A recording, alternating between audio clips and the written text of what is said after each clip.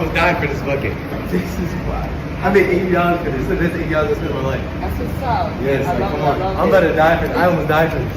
I ran like 5 blocks.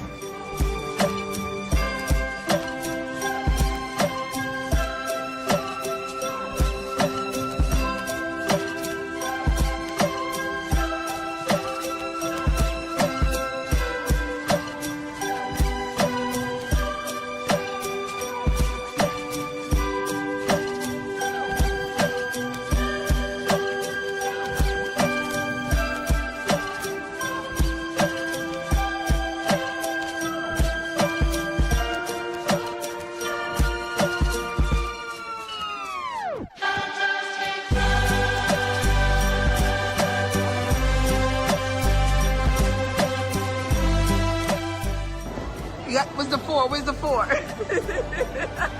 Thank you. Yes. Love it, love it, love it.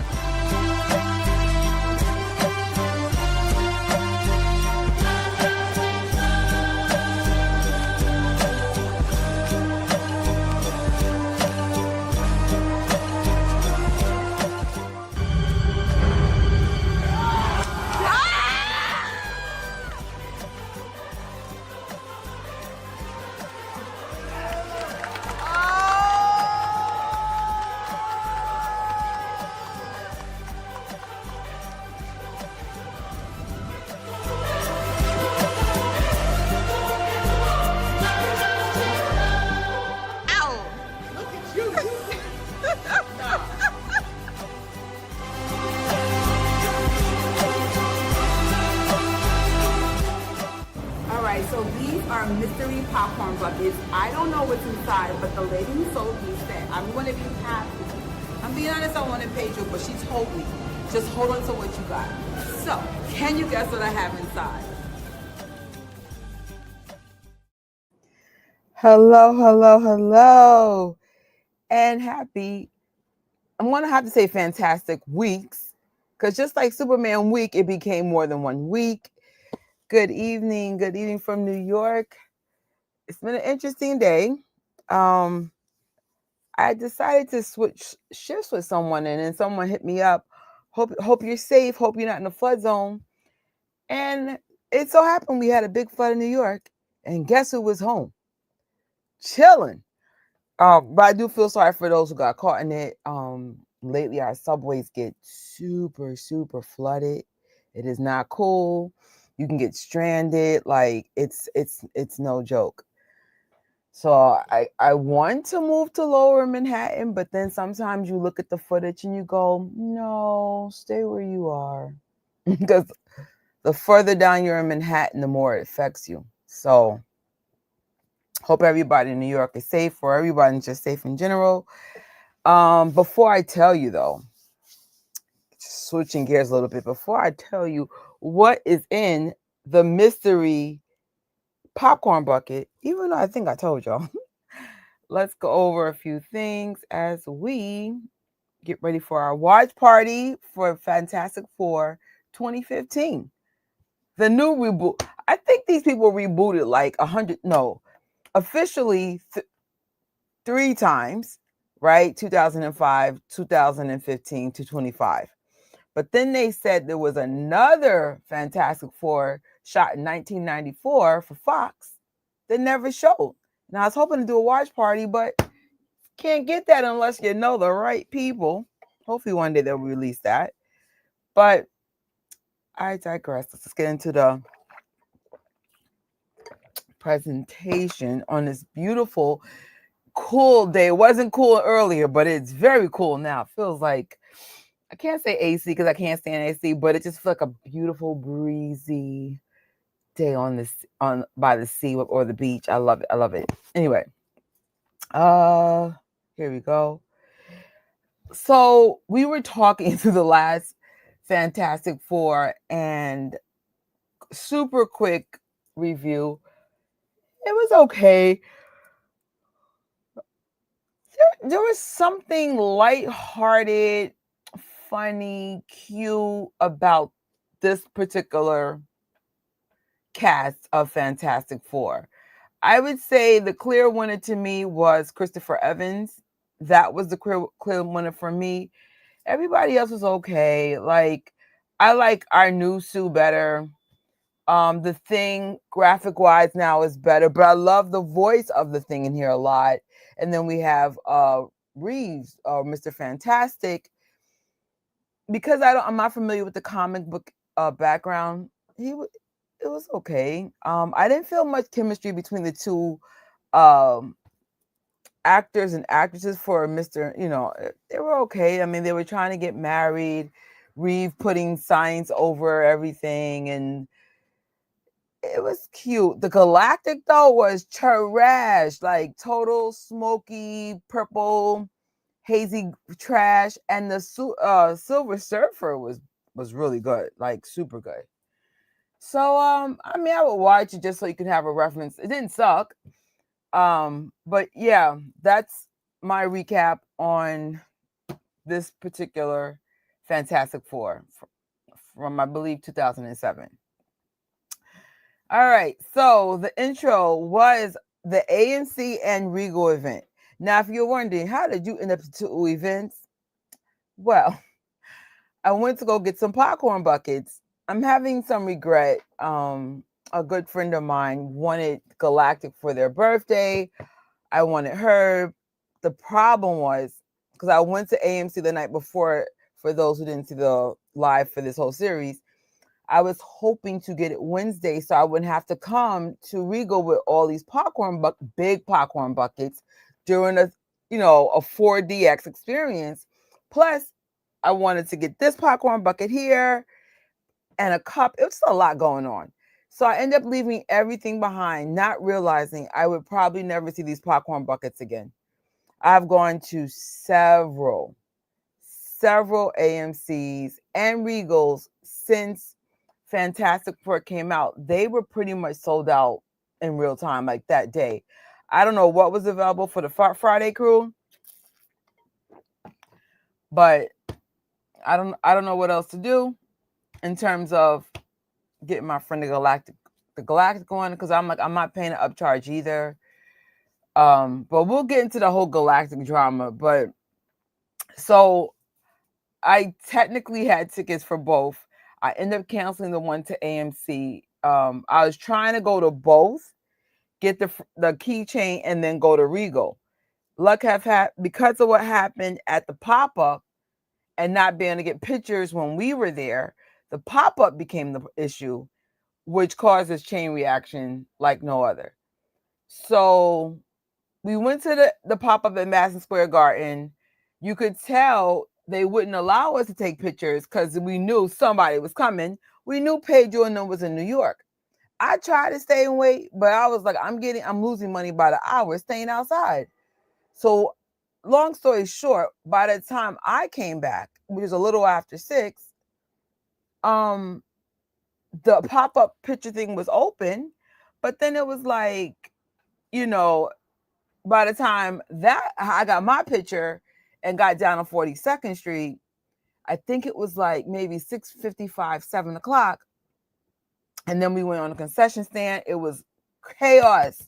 Chaos, I tell you. People having spaz outs. Where's Galactic? Now, Herbie wasn't sold there. Herbie's an AMC exclusive, but everybody was having meltdowns about the freaking Galactic not being there. And because of that, the line was even longer than ever. So by the time I got my food and stuff, I'm officially late for my movie.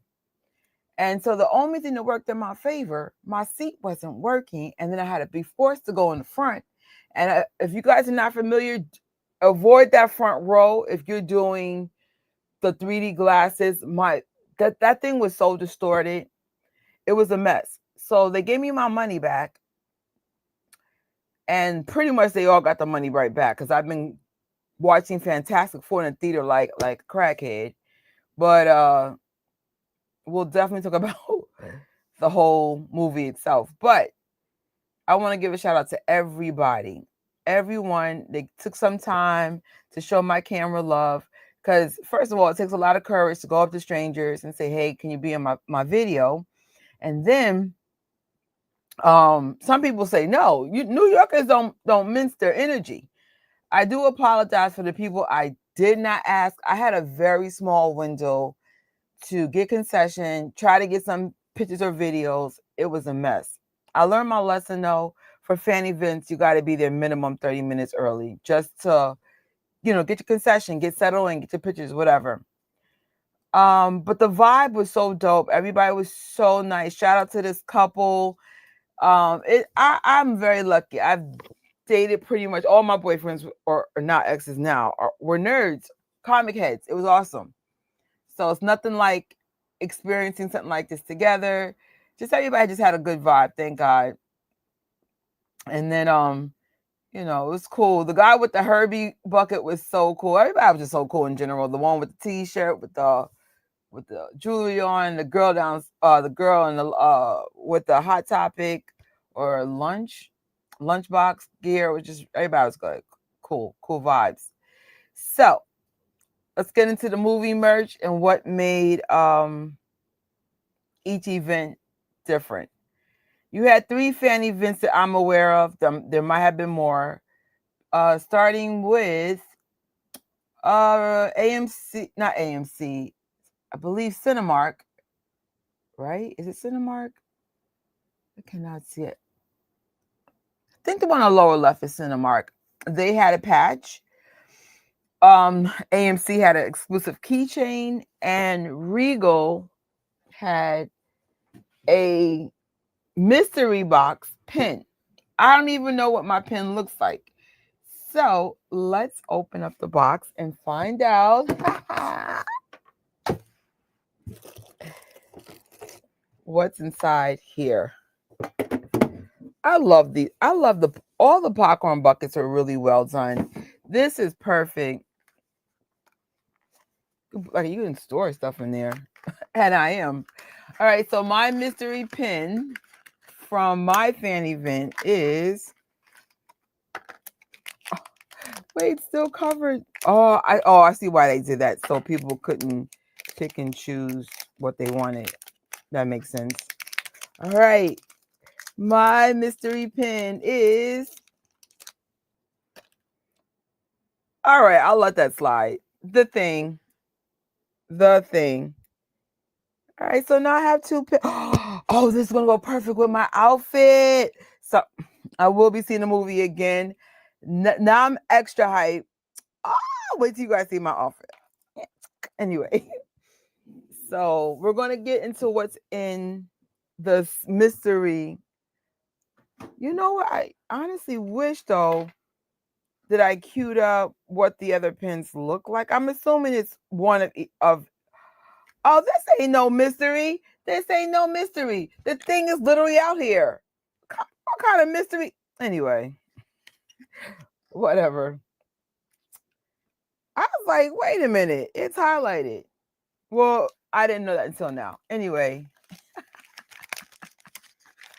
Doink, doink. So that's that. And it's perfect. Wait till you see my next fit. That's all I'm going to say. So these are some of the popcorn buckets and merch available to each chain. Herbie, I think by far was the most creative and one of the coolest with the projector.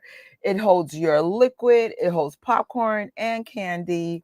Then you have the popcorn character tins. I actually have 2. I want to tell you why I got 2 because luck. I had some luck on my side. And then they have the character cups. And I do regret not getting the character cups. I remember when I got the tin for the first fan event, the lady goes, "Do you want any cups?" And I go, "No, I really don't have any place to put them," which is true. I'm at this point where, one, I'm going to have to sell some of the cups. And I'm finding creative ways to store the cups. But for those who are collecting popcorn buckets and cups, unless you have a dedicated room, you have to start getting creative. This is why we're having the popcorn project, so I could share some of my solutions with you. But at the end of the day, I really have to stop buying cups. If I had to say what my next cups will be, I'm hoping for the Michael Jackson biopic. They have some incredible merch. And let's see, what's the other movies I'm looking forward to have merged for? The Mandalorian. The Mandalorian in May. You already know. I'm going ham. Y'all better bring it for the merch for the Mandalorian Grogu movie. But I think those are the, in theory, last movies I'll be buying merch for. I always say that, and then the next thing you know, we have dumb stuff like this going on. From Regal, they had 2 exclusive popcorn buckets, and I actually owned them. So let me just highlight that. This one, which is one of my favorite. Look how cute this is. And this actually unscrews. I'm not going to do this on camera. This actually unscrews from each other. How cool is this? And so this is more of a traditional bucket, but what I love about this, it represents each member. So I think this gets a 10 out of 10 on creativity. It is so cool. I know it's not like unique, but I just think concept-wise it's perfect. And that's the reason why I got rid of my Regal fan event, because I wanted their popcorn buckets. Looking back, I don't know. One part of me wish I stuck to the AMC, but you know what? Everything happens for a reason. It all worked out. And then this is the car one. Oh snap! There's a cookie in here. I will be eating this. I kept the plastic here. I haven't decided if I'm going to keep this or sell this. I'm still on the fence on this. It depends if I can find storage or not. One person, when we went to the pop-up even in New York, they had the Fantastic Four figures next to his. I'm like, that's cute. And I'm about to change the living room right now to incorporate Fantastic Four. So as soon as I order my new side tables to see how much I can store in the tables will determine if that's staying or not. But I'll be honest, I might sell it if I can get a good amount of money off of it, because the merch was super freaking limited. I'll eat the cookie once we watch the movie. I'm so hungry. Where is this? All right. And last but not least is Cinemark. I thought that one was really cool, but my first thought is, where are we going to put that? How are we going to display it? But so I left that alone. Even though I don't have a Cinemark near me, I do order stuff on eBay when I really want something, because the cost of going to New Jersey plus the cost to get in the theater plus the entry of concession, just give the reseller the money. Just give the reseller the money. It's not that deep. Give them their profit. Now, the controversy was the Galactic bucket. Now, according to all the fans, because I met a lot of people that day, because they were walking around New York with those buckets like they were freaking luxury bags. A lot of theaters didn't have a lot of Galactic buckets to start with. So that's causing this shortage. Now, the last time I checked AMC, it's still available for pre-order, which means you still might have a chance to get it. Herb, I don't know if you can get it right now, saying it's sold out. So if you head over to the AMC merchandise site, put in your pre-order and see if you can get it. I'm one of those people, if it is not available at the theater, because I'm going to the theater this weekend to see Fantastic Four for the 4th time. I'm also going to see Naked Gun. I'm also going to be seeing Jaws. If those things don't pop up organically, because sometimes when I go to AMC, they'll be restocking stuff that was sold out. Like, for example, when I went to go get the Fantastic Four merch at 34th Street, that Wednesday, they were restocking the newspaper stand one. Now, by the time I went back the next day, that was gone. Or going. There was one girl I saw a girl get the last one. But the point is, stuff that had sold out sometimes comes back. So, I could always give my friend a belated birthday gift. He's so hard to shop for. I'll be like, hey, what do you want for your birthday? We go through this every freaking year. Nothing. So then I'll give them food. And then they go, oh, that's just such a stupid gift. Listen, for me, food is my favorite freaking gift because I don't have to worry about finding a place to put it or not. If it is a vegan item, that is the perfect gift for me. And I get it. Everyone has a preference. So anywho, I was like, again, looking back, I should have just got it, maybe kept it at work, hope nobody took it. But it was just like a lot going on that day. And if something's meant to be, this galactic popcorn bucket will show up sometime this month. Because I mean, like I said, I could always do a belated gift. But if you got one, good for you. I personally don't want one.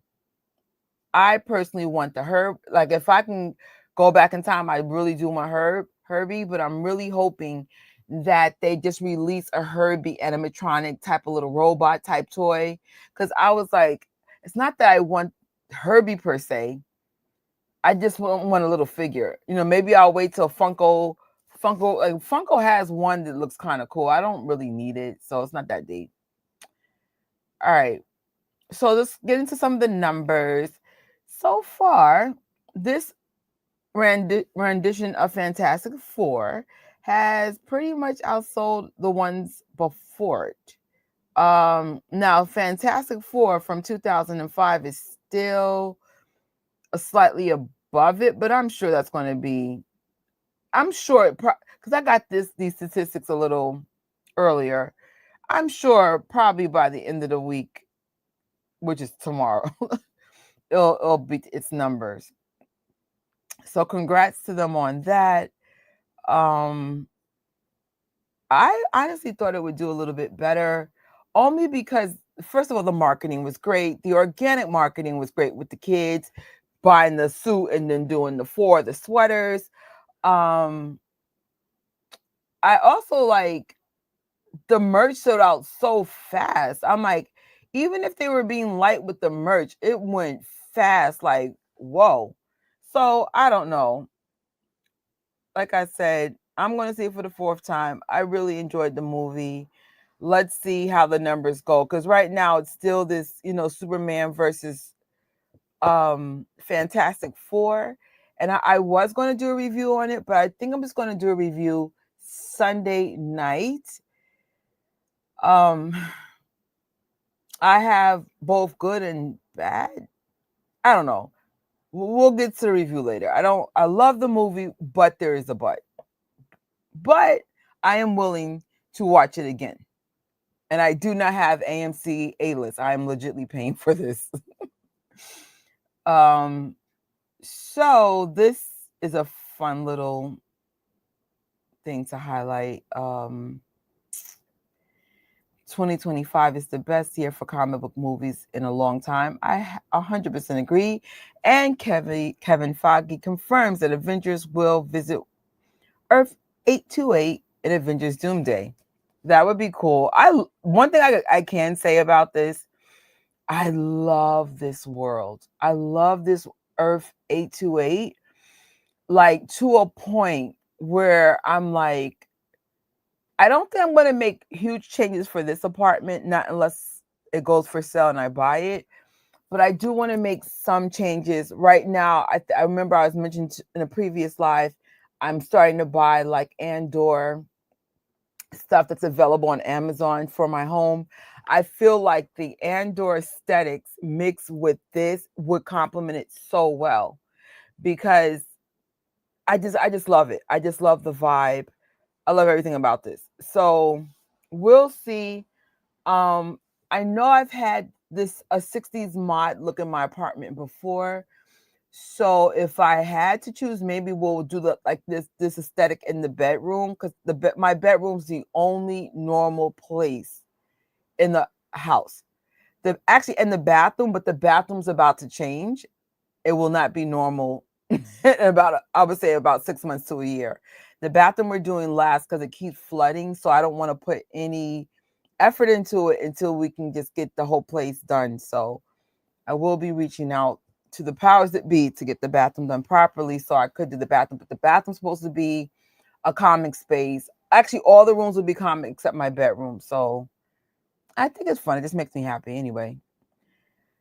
So, if you're not familiar, this weekend, if you are available and want to do this in IMAX, they are giving a free poster at very selected theaters through AMC. I have seen this twice in IMAX. So at the Regal, I saw it in 4DX, and when I saw it two times, which I saw it Tuesday and Wednesday. I don't know why I'm obsessed with this movie. Um, I think my obsession comes with how aesthetically pleasing it looks. I love the colors. You see a lot of colors of blues and oranges, and it's so retro. It kind of reminds me of what's that thing? Low Key, when it was, yeah, Low Key on Disney Plus. Oh my gosh. Like I just something about the colors and the way it was shot. And if you guys like WandaVision, the director of that is the same director of this. So just some of my favorite Disney Plus shows, period, is all tied up into this movie. I love the futuristic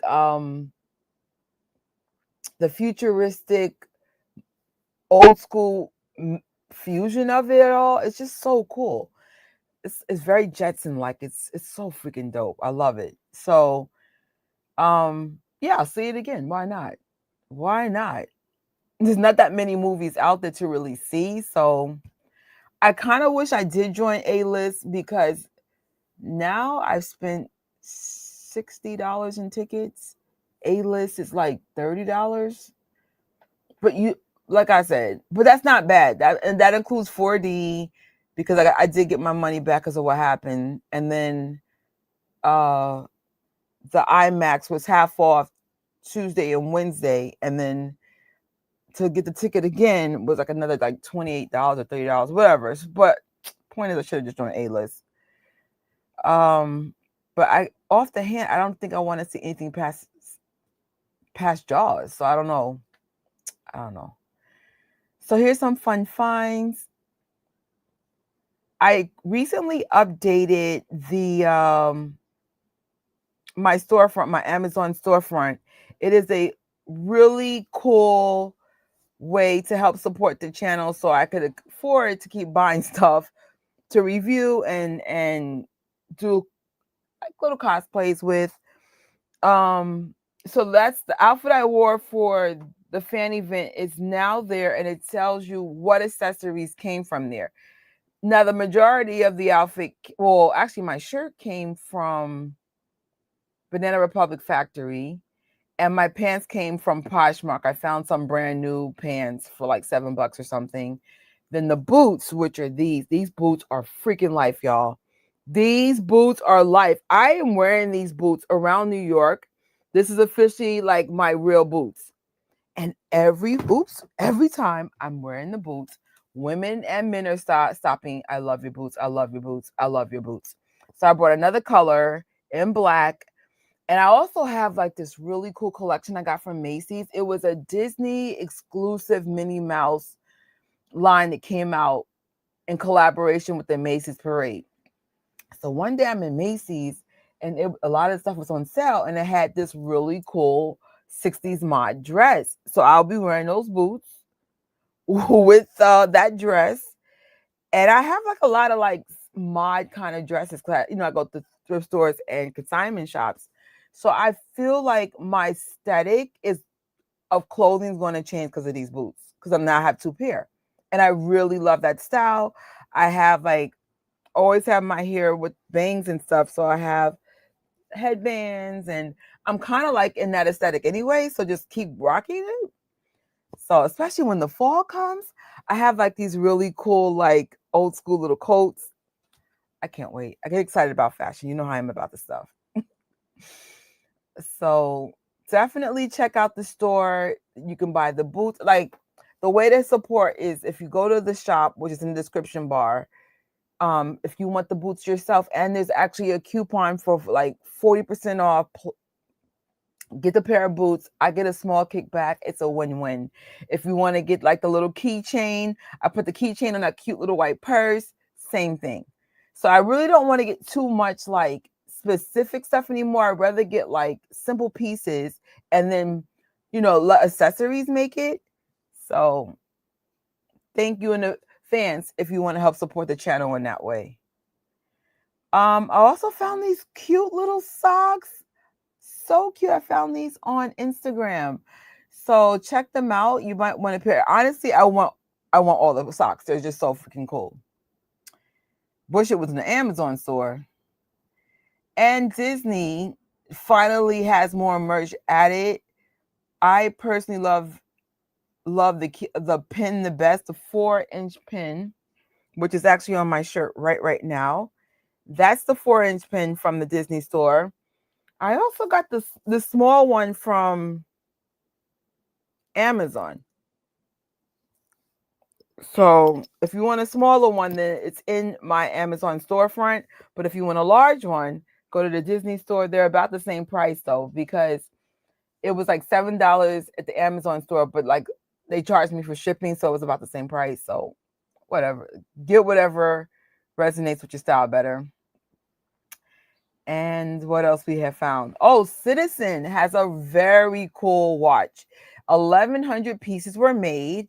It is numbered in the back. So let's say you have number, 8 for world 828.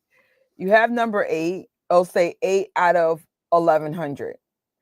They're not the easiest watches to get. On the website, I think you could put in like inquiry about it, so if they get more, you'll be able to get it. But there's a Citizen store in New York. If I have time, I'll go in there and see if there's any more available. But you get a limited pin. That is a titanium band, I believe, 39 millimeter case, sapphire crystal. I forgot the name of that movement, but it moves when it's exposed to light. So in other words, it's an investment piece. So let me see if I could look up. I know I have some notes about that watch. Where is my... Oh, Echo Drive. So Echo Drive is powered by any source light. No battery changes ever. 39. So yeah, everything else I got right. Sapphire crystal. Water resistance up to 100 meters or 330 feet or 10 bars. And like I said earlier, it is limited. The one place I did see it, it pretty much sold out. So I'm not going to recommend that place, but check it out if you want to give the ultimate Marvel fan or Fantastic Four fan a very unique gift. G-Shock also has a Fantastic Four limited edition watch. Now, I personally haven't seen it, but you see these popping up on YouTube. So if you can get your hands on them, you know what? Let me see if I could find these in the Amazon store real quick so I could add that to the store. Fantastic Four G-Shock. No, it's not there. So I have no idea how they got those watches. Maybe call the G-Shock store in Soho to see if that's still a thing. Because I was like, where did they get these watches from? But that's just something good to know, just in case you want to get a G-Shock. But it's that time. Oh, wait. Before we get into the watch party, I need to reveal what was in my mystery tin. So, oh, what does that smell? I still have my cookies from the pop-up thing. I'm surfing on that surfboard. Silver Surfer.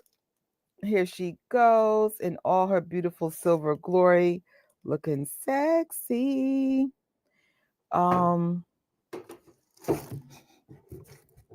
Something smells so toxic in here. Maybe it's the plastic bag that covers this.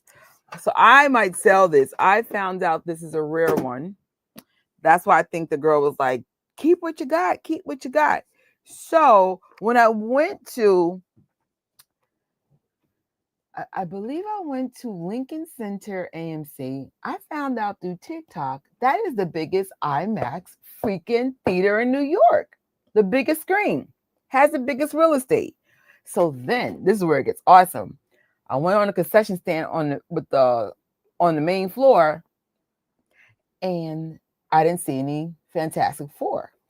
But when I went to the AMC, because AMC, the IMAX on Theater 13 has its own concession. Look what I got. Flame on. So this was on display. So it is a little damaged up here, but I'll be honest, I think I'm still going to sell mine. Just keep this one, because I'm being honest, I wanted Pedro. So if I do decide to buy Pedro, I think someone was selling one for under 40. But just to give you a little disclosure, this was 22. But I'll be honest, I'm fine with just this. It's not a big deal. As long as I have one, and I will be using this for future projects. So make sure you are on any of my socials. The popcorn project is going to be something fun for collectors to see. It is going to be fun. That's all I'm going to say. Make sure you follow all my socials or any of my socials to see what's going on, how that's going to be repurposed. But like I said, you can store stuff in that, which I'm doing now. You can use it for popcorn or whatever you want to use it for. So now we are ready to get into the watch party. You're going to watch on a separate device. Yay. And now, if you guys are not familiar, my Disney Plus is still in commercial ads until the end of the year. They are charging me only $3 a month to have Disney Plus and Hulu. So I am not going to freaking change it to make anyone happy. I have to live in my truth. And right now I'm struggling for money. So it's going to have to be ads for now. But if you want to help support the channel, like the video, share the video, use the Amazon storefront links and purchase a few things. What else we could do to help support? Super chat, super stickers, membership tiers more likely will come next year. I want to see what this channel will become to decide how we're going to go about that memberships. But for now, super stickers, that works. Super chats. So that's my little campaign for please help support a struggling YouTuber out. The struggle really is real. All right, so let me just get everything queued up. We are going to be watching on a separate device. We are going to have a timestamp. So hold on. For some reason, it's not lined up. Oh, there we go. It's going to tell you where we are. It's not going to be perfect because if I have commercials, you may not have commercials. So most of the time we just talk through the whole thing. But we'll see. We'll see. Because y'all being quiet today. That's fine. That's fine. It is a work. Is it a work night? Yes, it's very much a work night. For me, it feels like the weekend because I had the day off, avoiding storms. So it's going to start with commercials. So what I'm going to do is ask you guys to queue up right now because we're going to have at least some ads. And so whenever we're ads, you're going to see this banner right here. Pause. Pause for ads. All right, we are officially ready to go. I don't know what to think. For example, you know what? I'll just keep my thoughts to myself. Let's just press play. Press play. But yeah, the title says it all. Is this cringe or a cult classic? I think my title speaks for itself. Oh my gosh, I think this weekend I'm going back to Little Caesars to get me some more pizza. I'm so happy that I'm getting pizza that's not costing me $30 freaking. The other pizzas, some of it spoiled because I didn't. First of all, my first box I ate too fast. I ate the whole box in one day.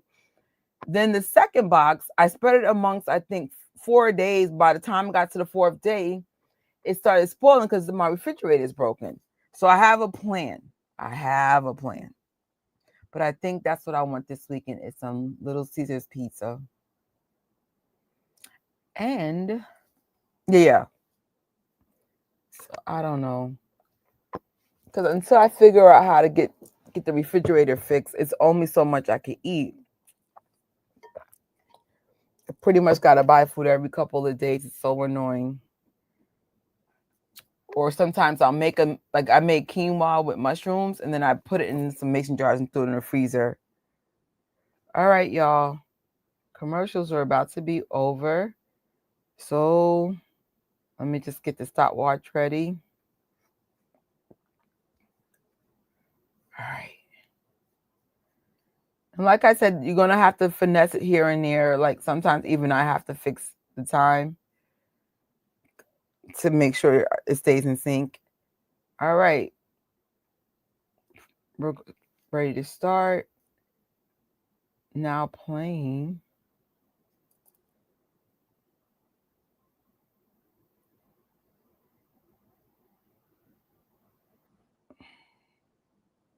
This is interesting. It won't tell me my timestamp. It's telling me how much of the movie's left, but it's not telling me. Hulu does that. What is going on? Well, whatever. There's a timestamp. Good luck, y'all.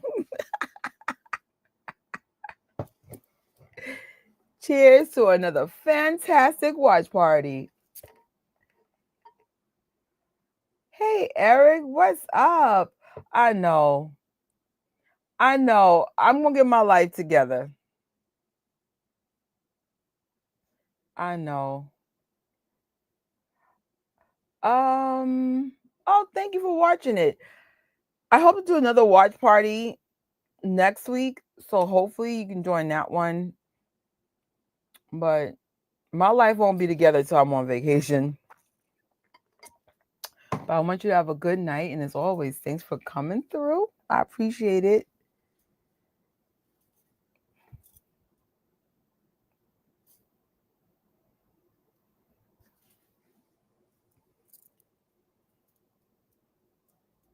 This must be Mr. Fantastic.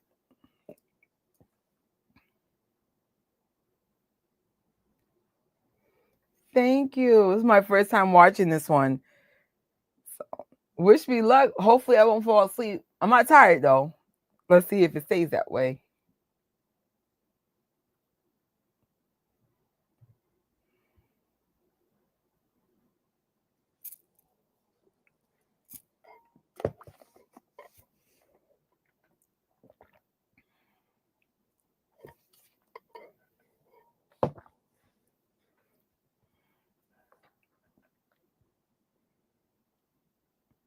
Oh.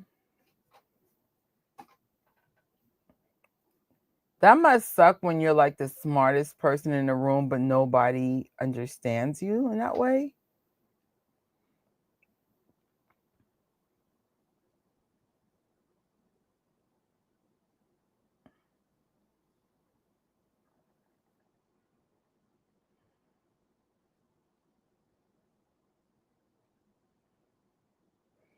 You know what's interesting?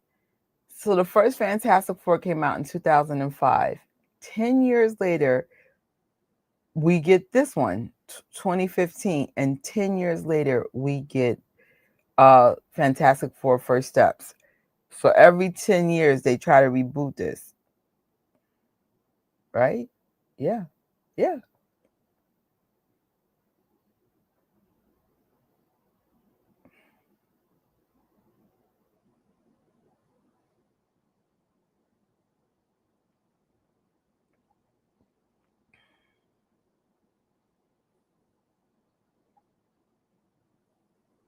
Mm.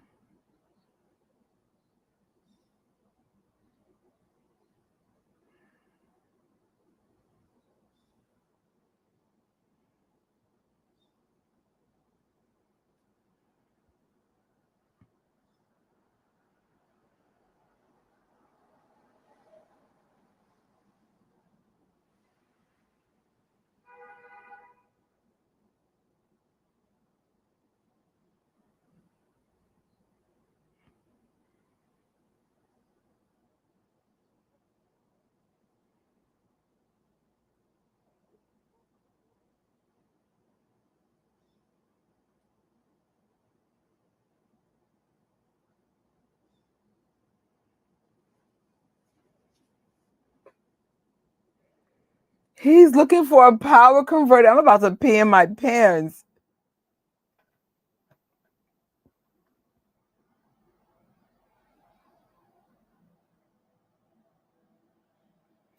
Oh, wait.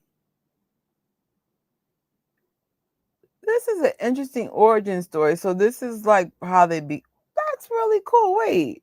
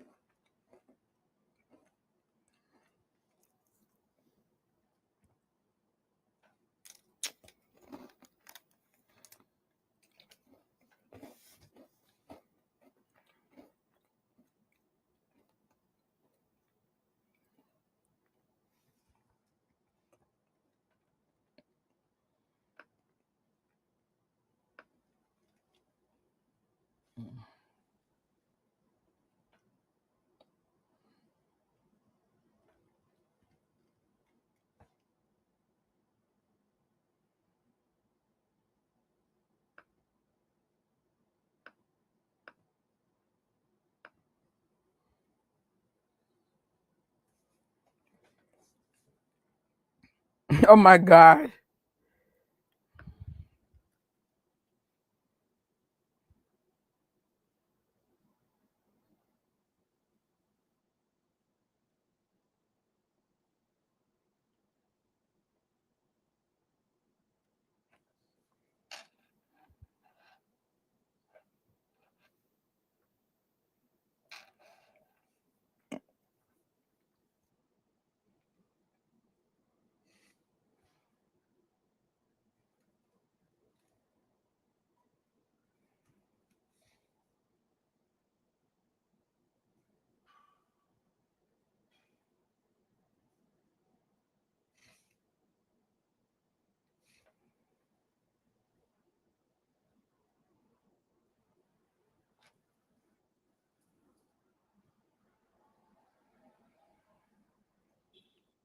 Seven years later.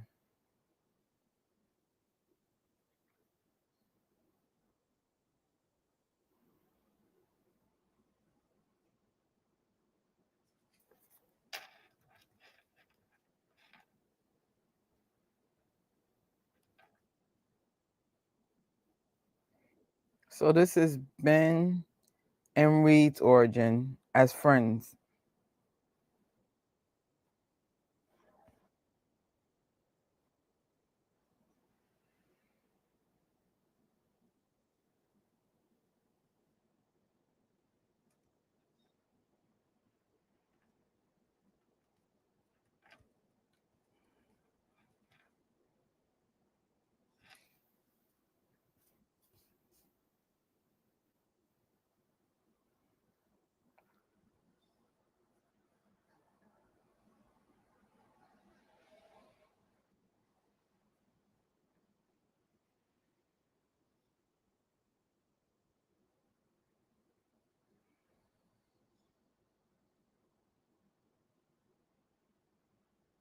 Mm.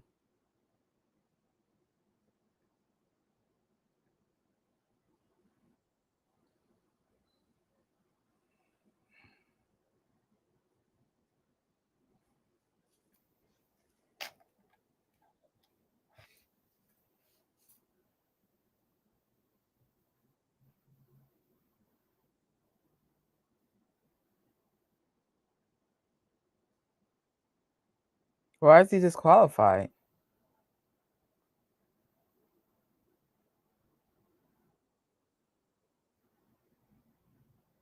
Wow.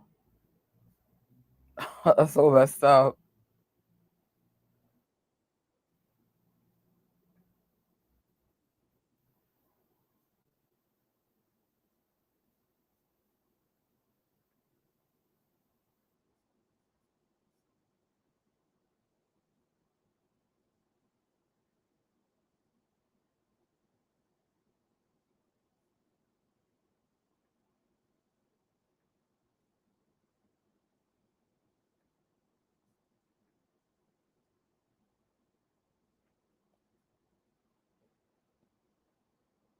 Oh no. I hate when that happens. How you doing, by the way? I appreciate the comments you be leaving on some of my videos.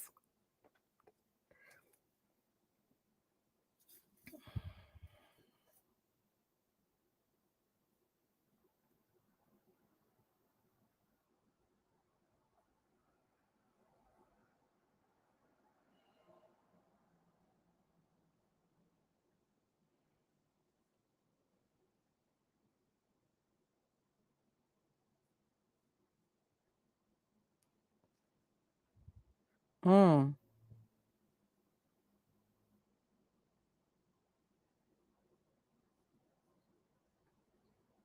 good to hear. Good to hear.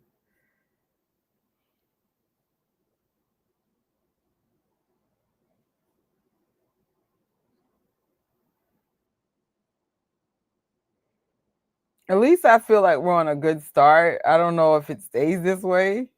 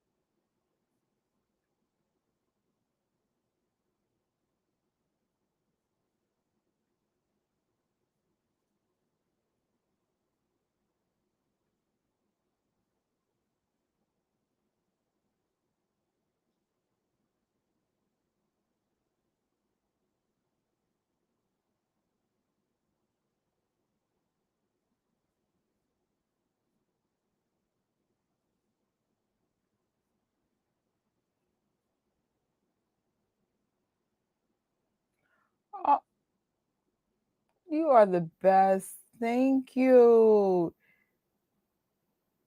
It's funny, I didn't see that until I came back. Oh,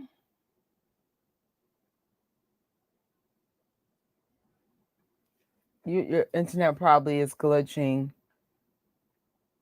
Oh man, that sucks.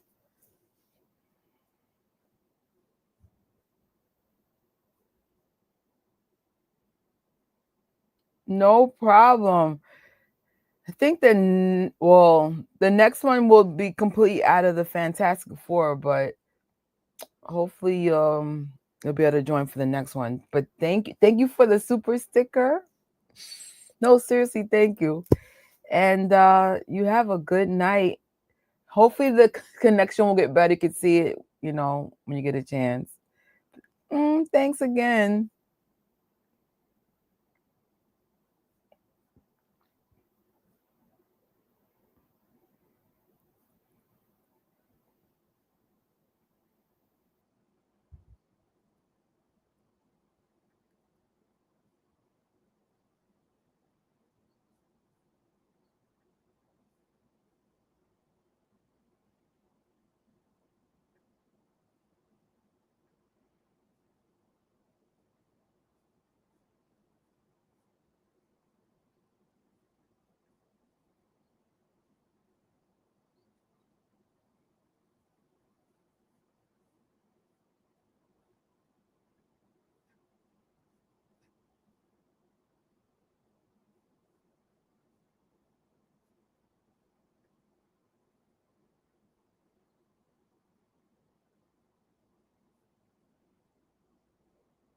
She's clearly Sue Storms.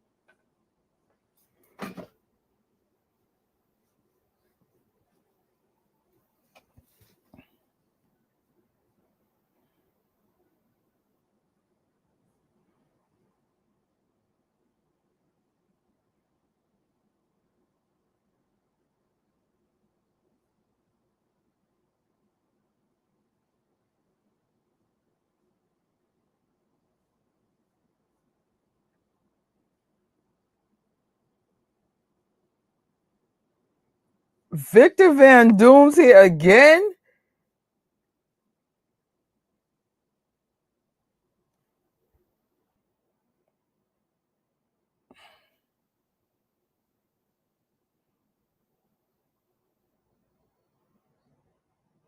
Mm,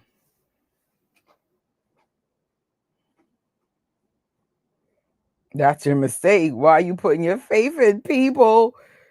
Oh, good luck.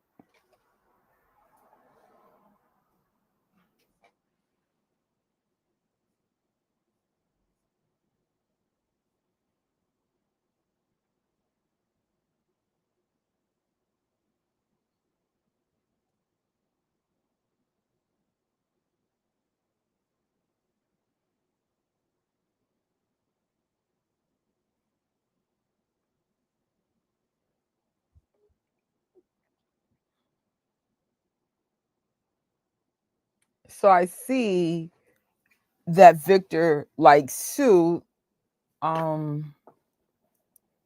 similar to the one from 2005. I'm assuming there's some kind of like, let me look something up real quick. The connection with Sue Storm and Victor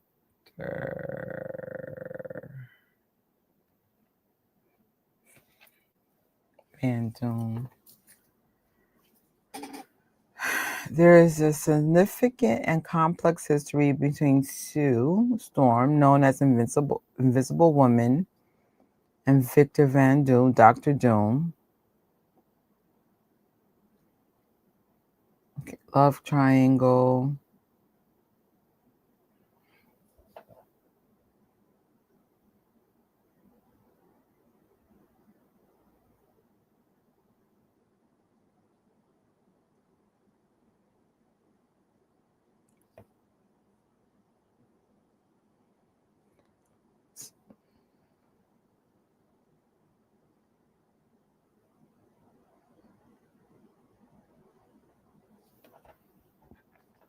Mm.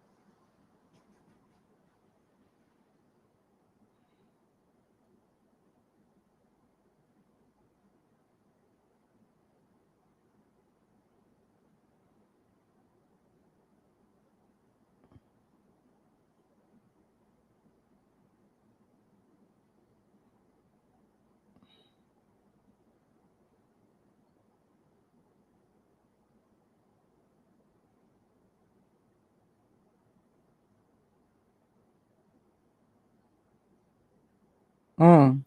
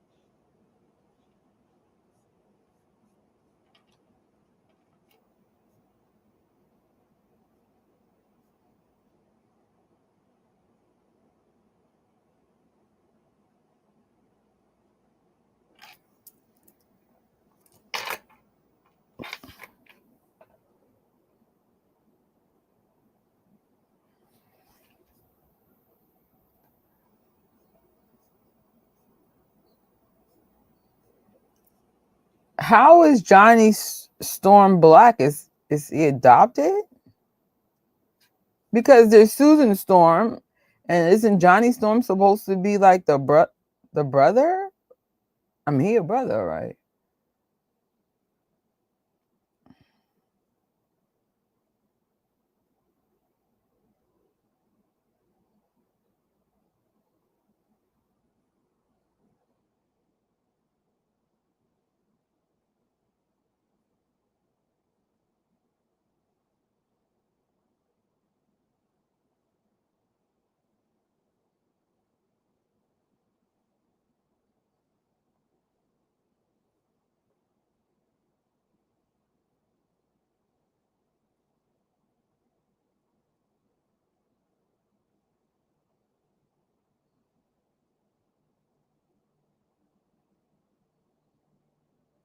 What? Mm.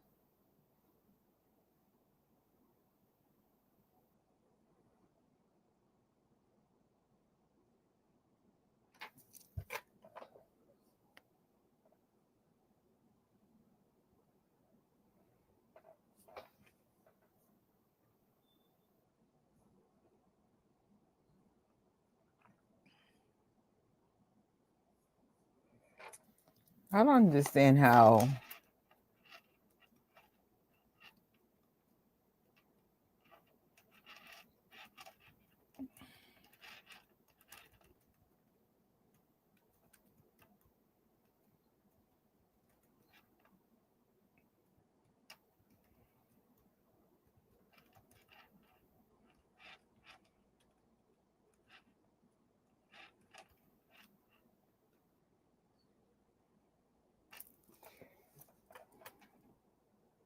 Oh, okay. They're siblings by adoption. I was like, how the hell they're siblings? Figure that.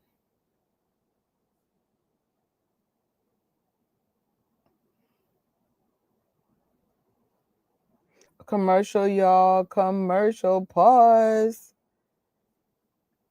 All right. So they definitely have taken some creative license to change the ethnicity of John Storm.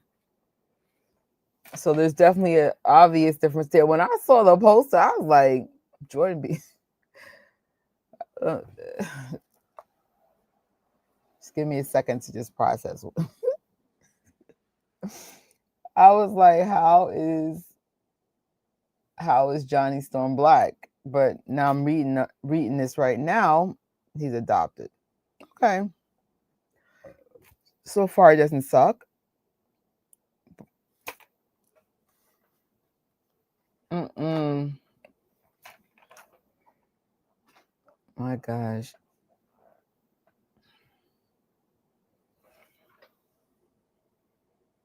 You know what I find cute? They kind of should have made a popcorn bucket like this for real. I know it's simple and stuff, but it's that retro look. It's kind of cool. So we got these when we saw Superman. Irony of that. Anytime they're like, "Do you want the popcorn?" Yeah. Even if I'm not gonna eat it, I'm giving it to my coworkers. Oh, it's back.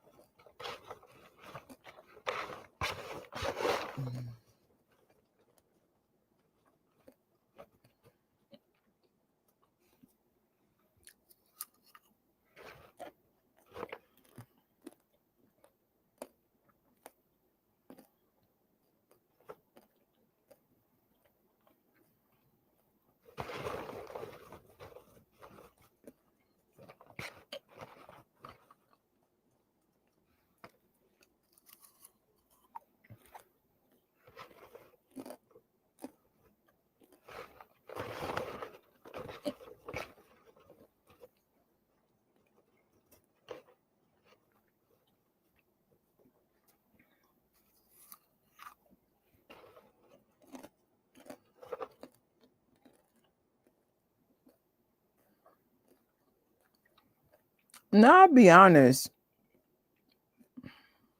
Well, let's play this whole thing out before I have any thoughts.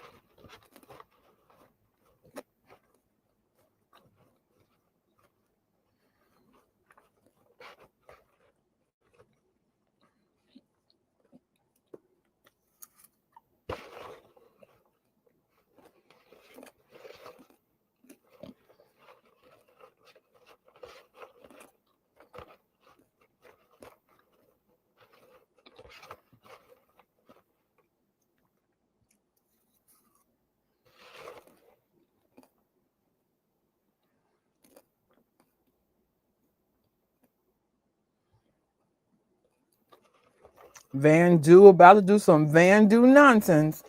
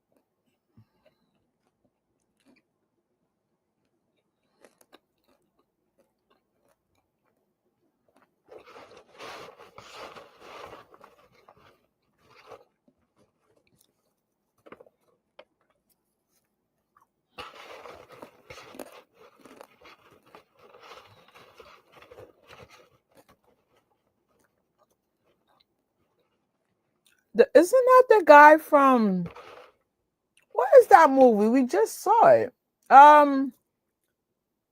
Captain America. The one with the weird head. Hold on. That guy looks so familiar.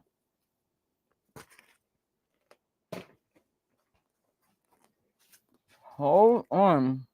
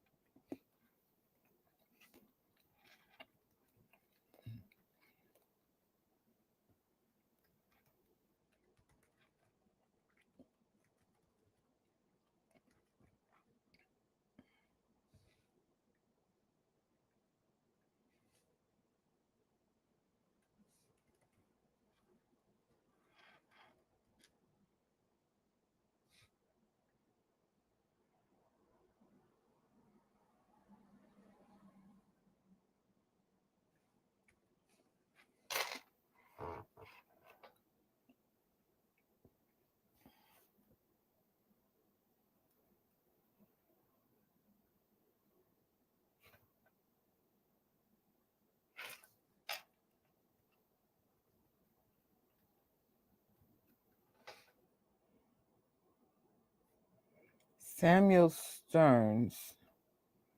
What's his real name?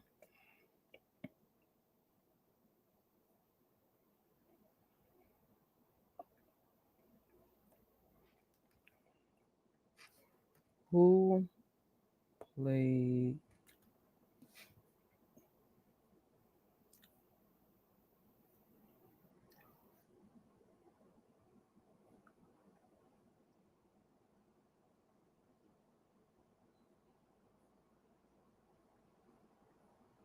Tim Blake Nelson?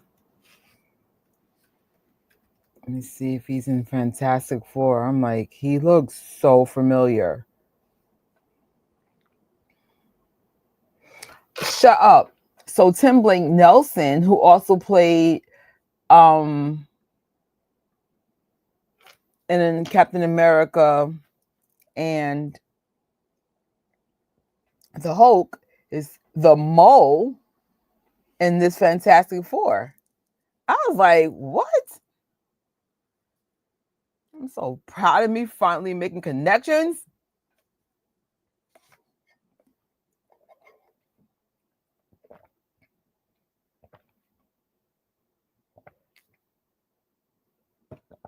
Look at his face. They are.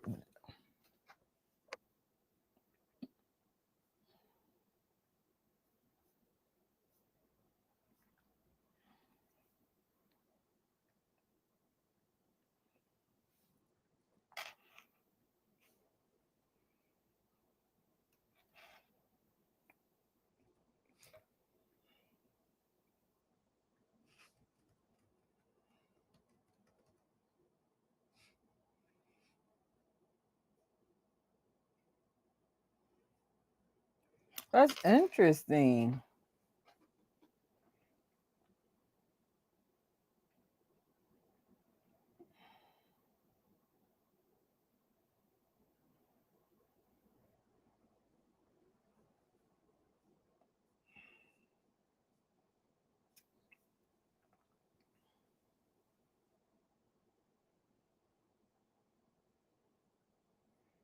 That is so funny.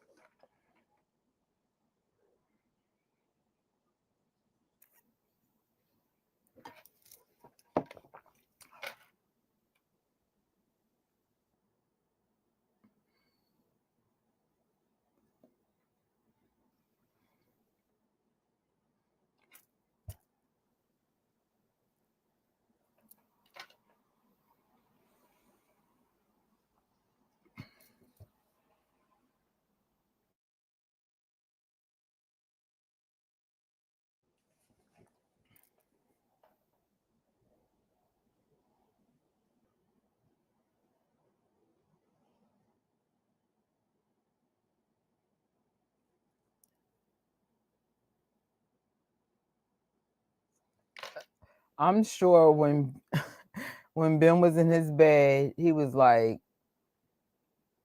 he never knew like his life was going to change the most. Lesson: don't fall into peer pressure.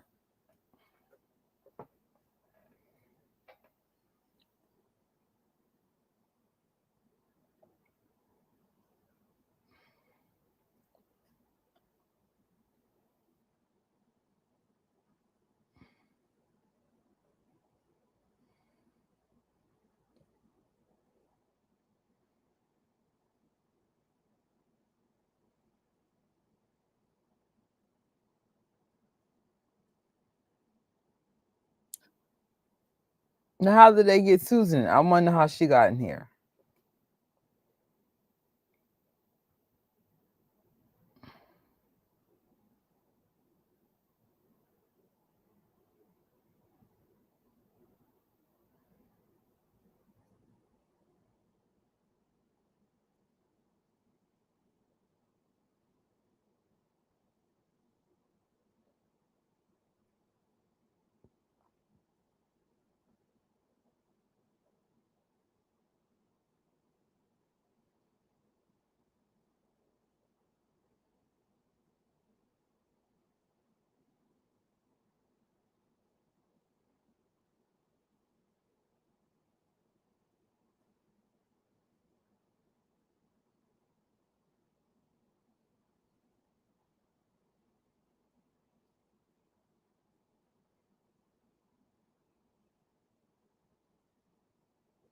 Whoa.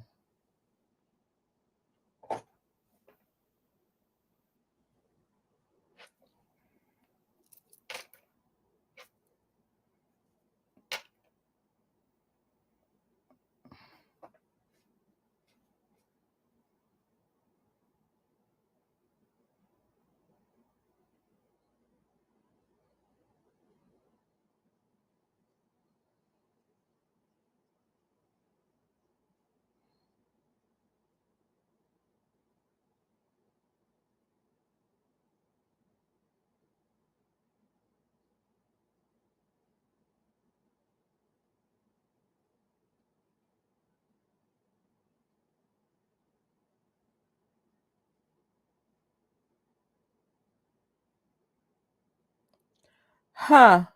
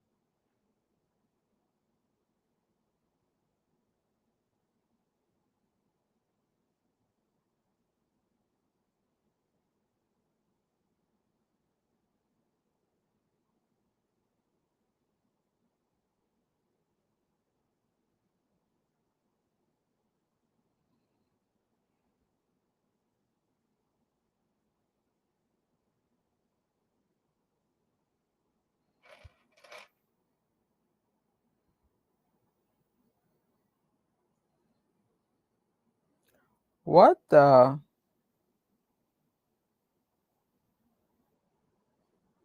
What? What the?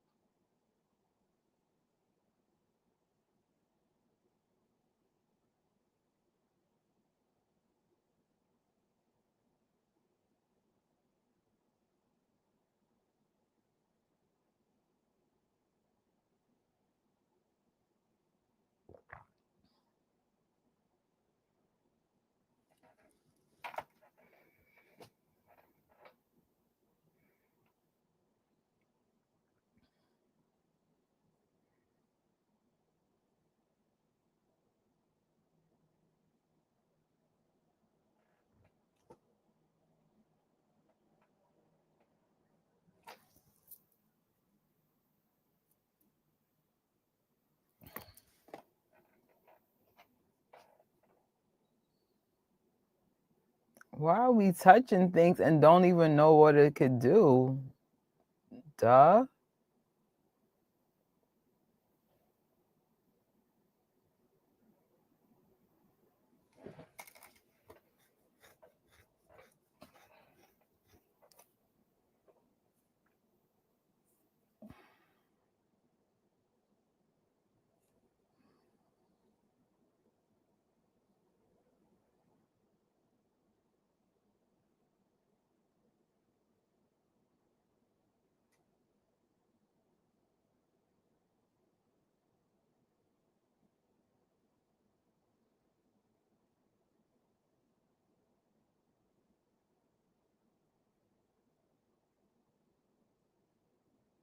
Oh,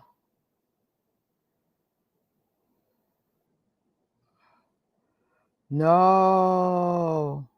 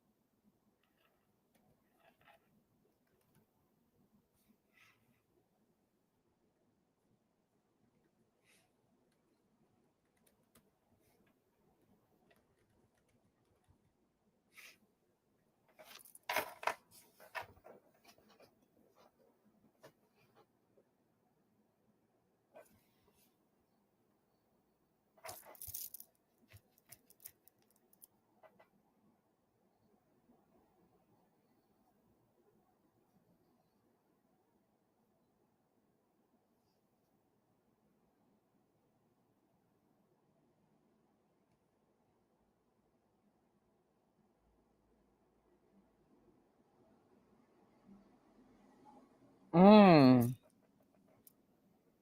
Lights out. Looking like a New York City blackout.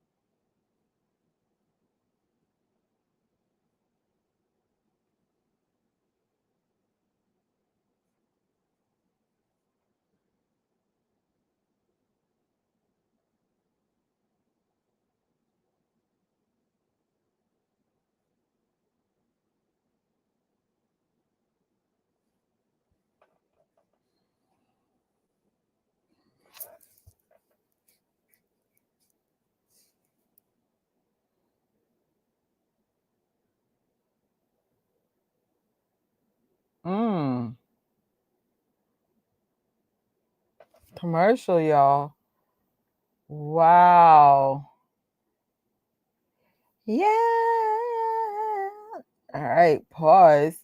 So I did a little research just in case you guys are not aware. This is definitely not part of the MCU. This was produced by 20th Century Fox and is exists in a completely separate universe.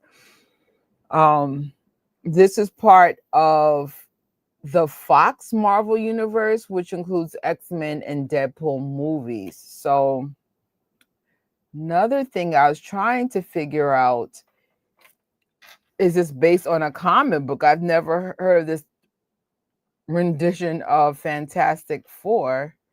Fantastic Four. 2015, 2025 is based on which comic book?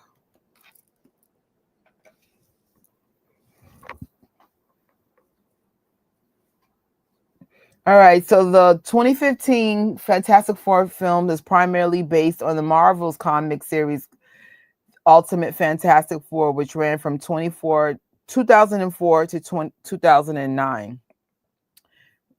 Interesting. The commercial's almost over, but I'll keep. All right, there we go. We are back. We're back, baby.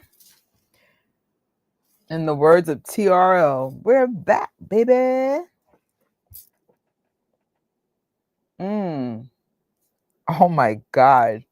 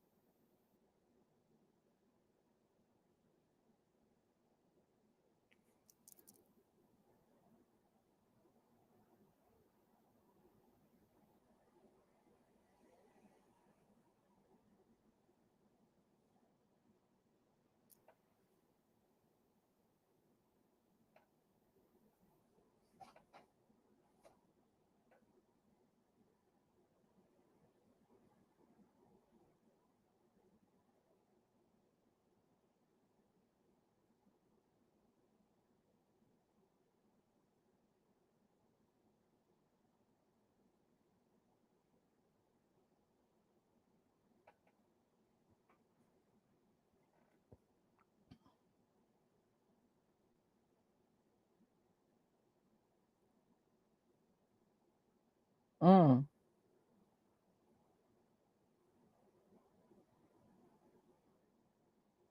Mm.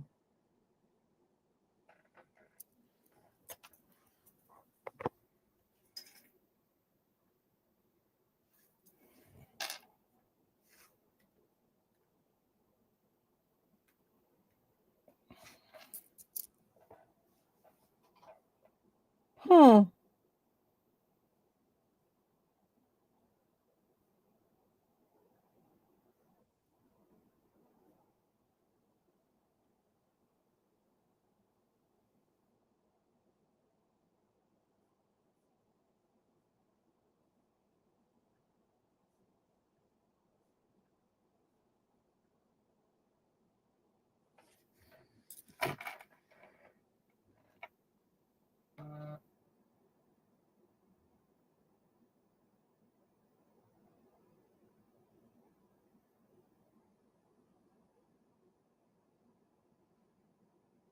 Mm.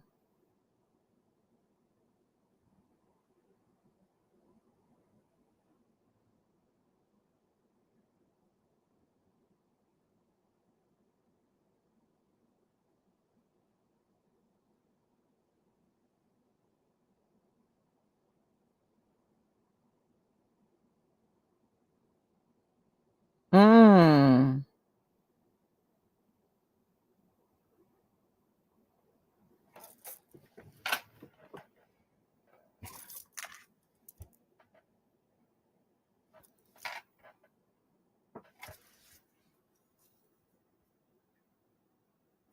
What up, Janya? Happy Thursday. Now it's a Friday, which means it's International Superman Day.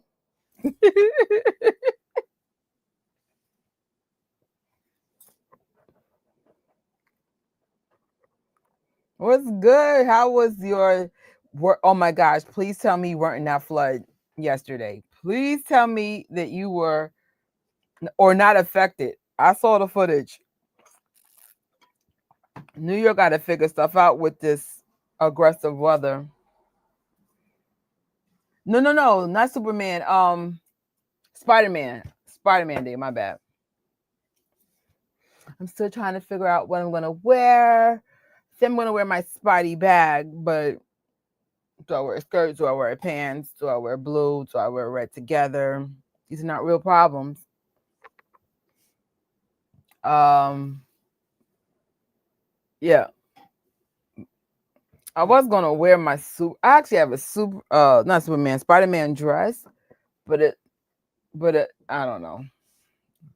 I know you can't really wear stuff like that to work anymore. You are so lucky, dude. I was actually off the whole day.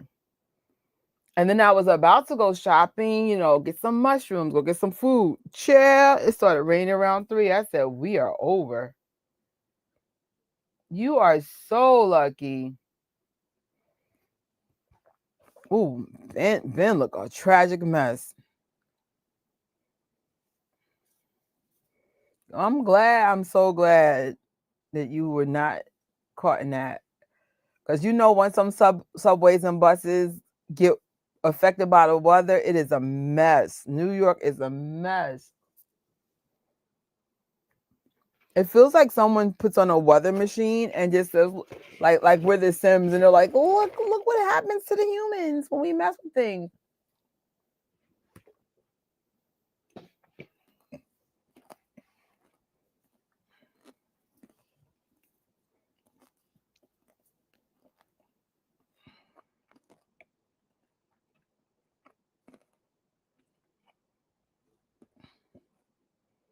Wow, I can imagine.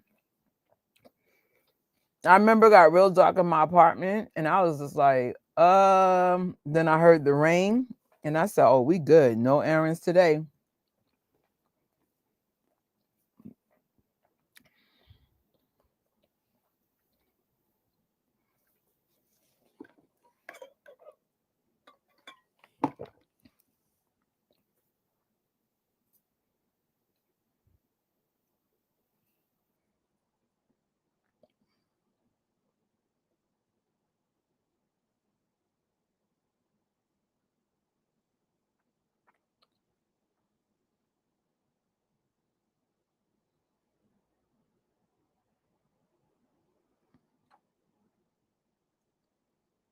Hmm.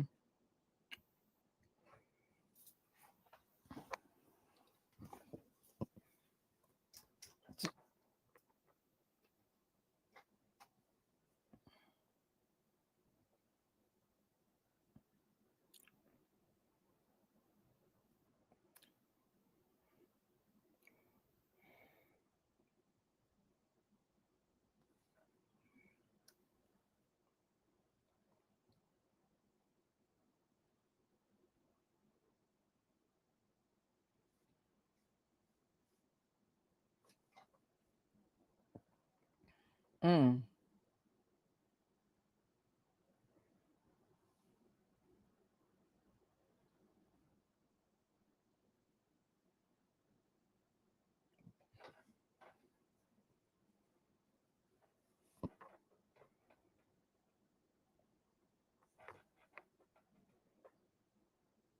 Dang.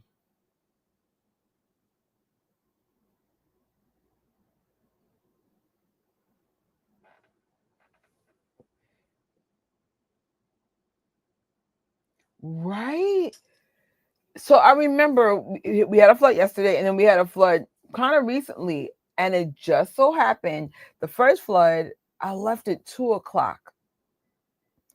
Out of nowhere, I was like, I think it was like day number 14 in a row for me, and I just said, you know what, I'm going home. I'm tired, and big old flood happened. And then today, I was like, you know what, let me take Thursday off.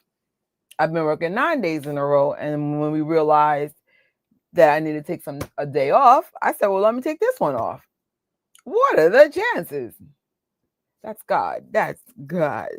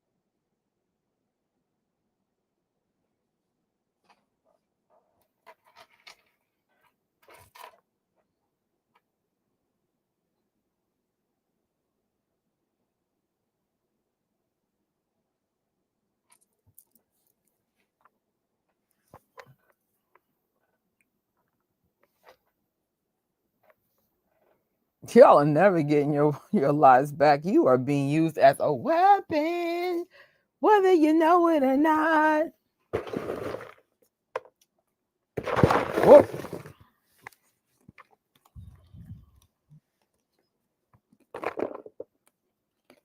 So clumsy.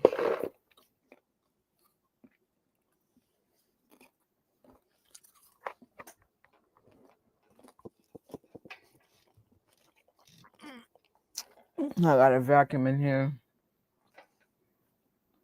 Shut up. You guys are being so amazing. Thank you. Aw, thanks. You are the best. You have always been so supportive. Thank you, Janya. I appreciate it.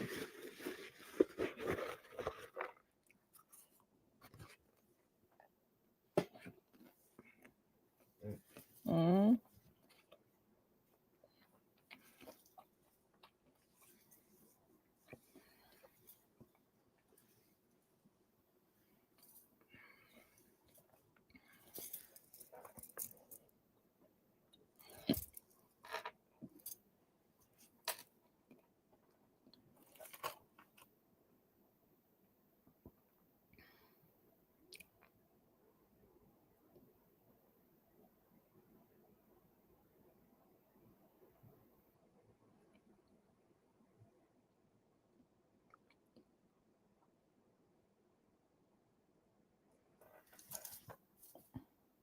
Aw, thanks, man. Thank you. I appreciate it because I know you be up in these YouTube streets doing your thing too. Oh, thanks.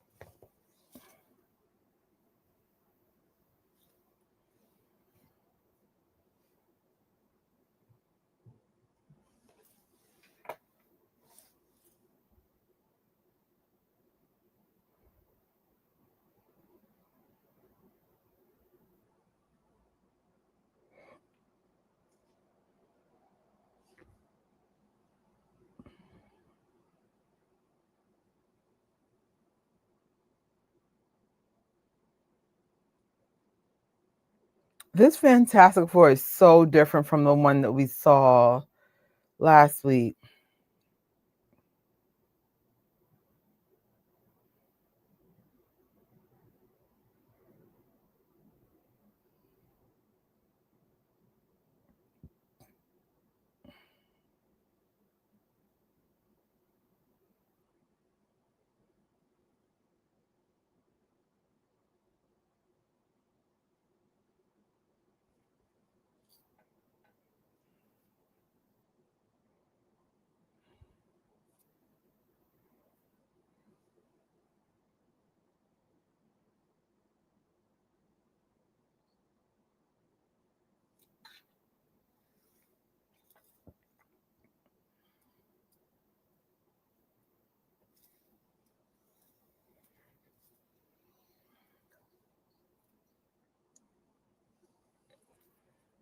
Uh-oh, I'm yarded. No, yardage. But 38 minutes to go. The question is, will I fall asleep today? Will this be another moment of, or will I push through? No, no, sleepy, Tricia. No sleepy, please, please.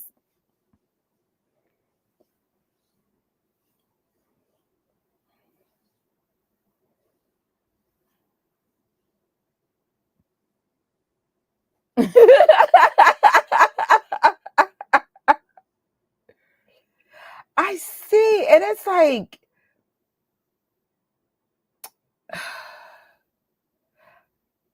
The darker tone I don't have such an issue with. It's just more like what, like how long is it going to take us to see the rest of the cast members? We're missing Van Doom. Did he die in the pit of green lava? And we saw Ben, we saw Mr. Fantastic, we saw Sue, but they're all separated. Like, how do they become the Fantastics? I don't know.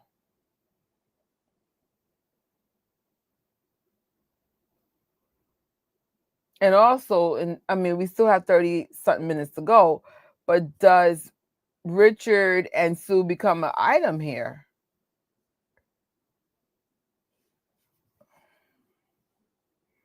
I feel like it's too much creative licensing going on here. You got an adoptive white daughter. You have an angry black privileged man. I'm not sure what he's angry about, but okay. I give them props. The Thing looked like he really could hurt somebody.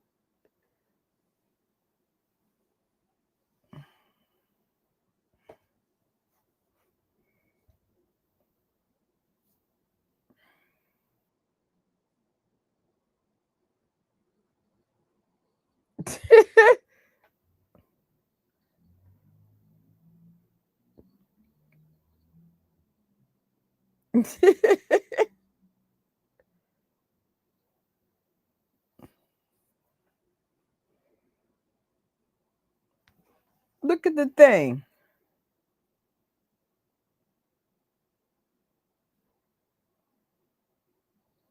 Mm.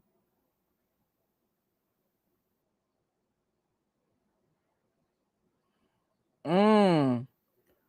Huh.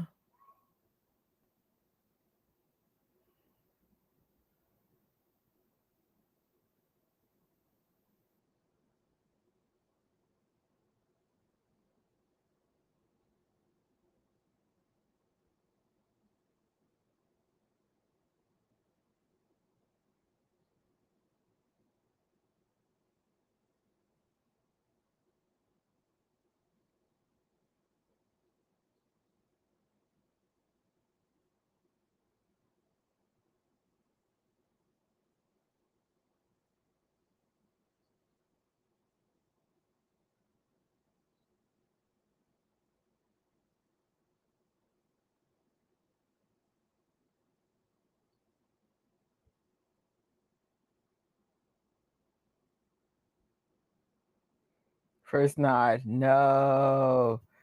What's up, Dan? You just caught me in time, just in time to start nodding. Uh, no worries, no worries. Um,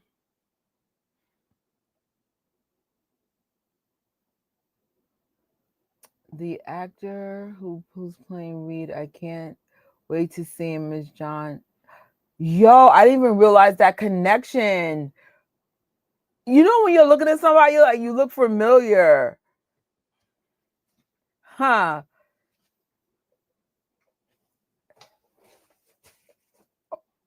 That is so dope.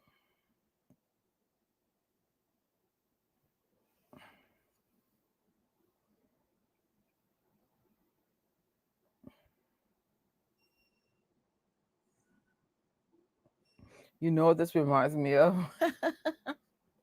Man of Steel in terms of tone. You'd be like, dang, yo, how we go from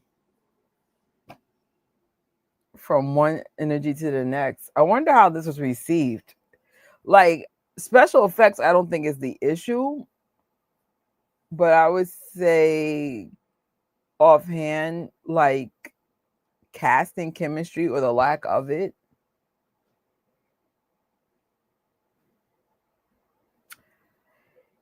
Better. Actually, I'm on my third time. I'm going to see it on the fourth time and hopefully do a review Sunday. I don't know when though, because I see the movie early, but I have paperwork that day, so I'm gonna just try to do all my paperwork early. So I definitely like it, but I still can't articulate why. And there's things I don't like about it. And again, I'm not sure why. But I like it way more than dislike.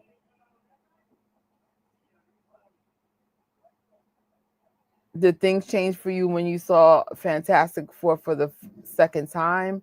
Or did it stay the same? Definitely bombed at the box office. Director John Trank said that the total reworked his vision. Yeah, I can see why. Like, I love how Ben and Richard met. That was really cool. And then, but I feel like it went left, like once they went to space. And now they're pretty much being used as military weapons here. Something fantastic about this. This is dark. It's realistic, though.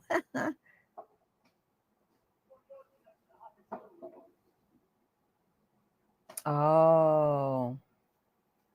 That's the only downfall when you creating something and the powers that be like, no, this is what we want. We know better.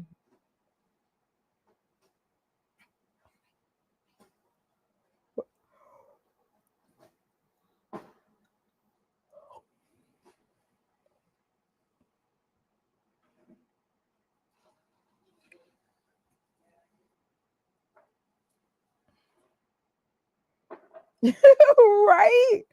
I said, is this a Snyder Cut?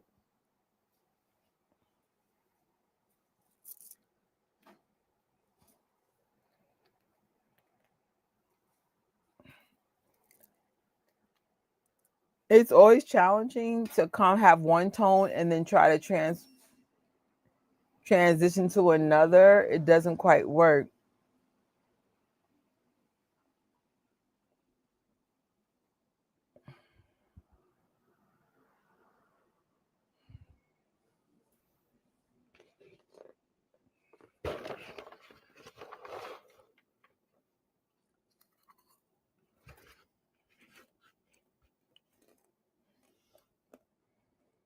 Josh Trank was also supposed to do a Star Wars movie, but after the one bomb,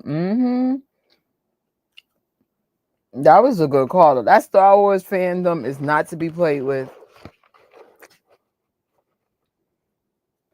That's like the beehive of freaking fandoms for the comic world. Mm, mm, mm, mm.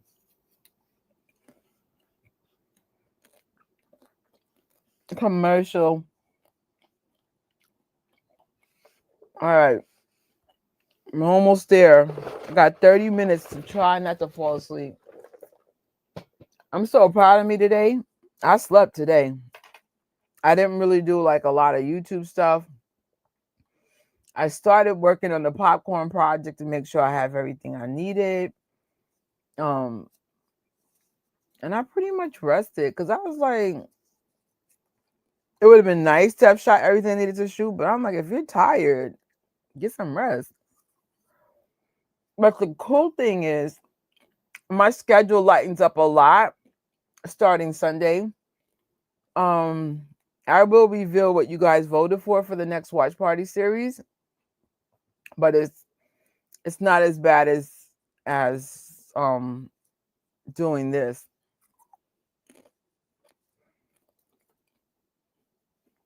But it was cool. I love doing stuff like this actually.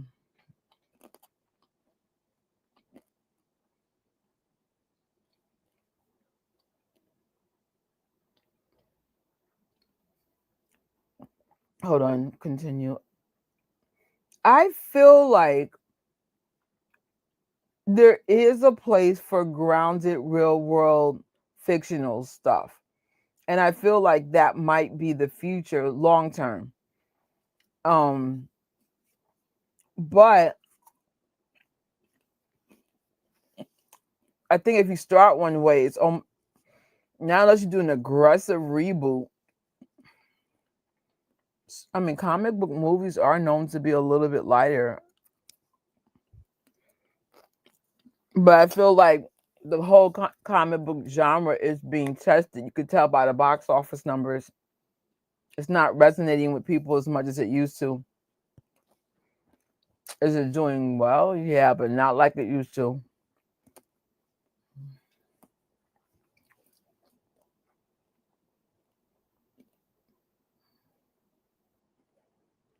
Oh, I love it. Love Back to the Future. Especially part one.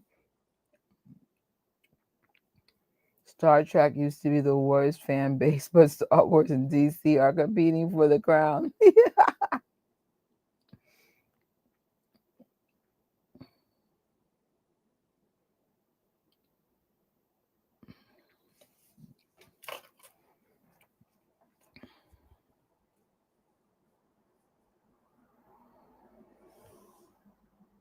I know. So far, that's it. That, only Lino did the $1 billion. I think I'm the only one that can see Superman doing it, only because there's such a strong rewatchability about it. Who else we got? What else we got next coming up? F1. I heard it's good, but then when I try to get tickets for it, they put it in these little bootleg theater. I was like, ooh, fierce.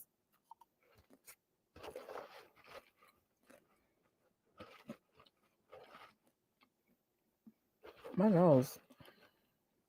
It really is fun. Some people legitimately hate it, but I get it. Whatever you like, you like.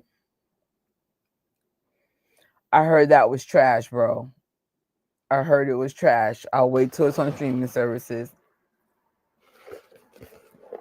They said they have Jurassic Park had some redeeming qualities about it, but if I'm getting out my house and spending money, and most important, spending time, you got to be on point.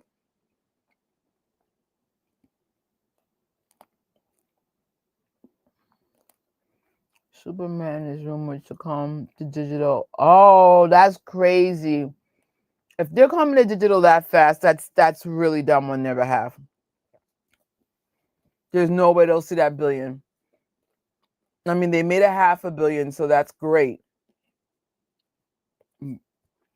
But whoa. That phone was amazing. Not quite Top Gun Maverick, which I still haven't seen, by the way, but still one of the best. All right. I got my ticket for sure. I had a free ticket to the in the rewards program. I said, consider it done. I've been really good utilizing my free tickets. Or they found Van Doom. Damn.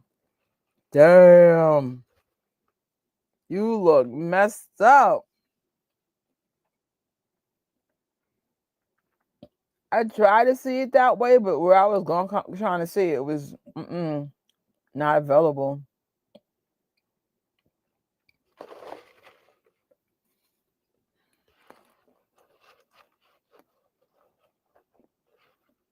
Yo, Victor look mummified. Damn.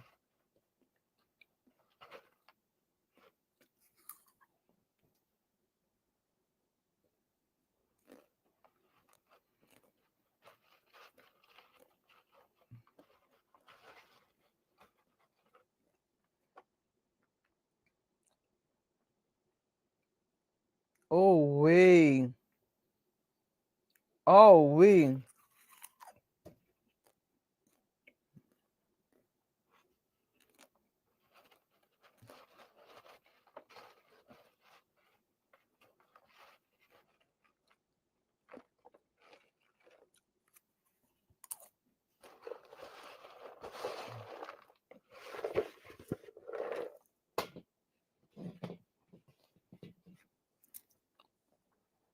Mmm.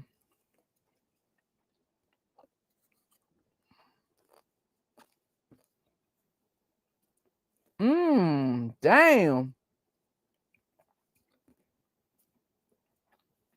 Oh.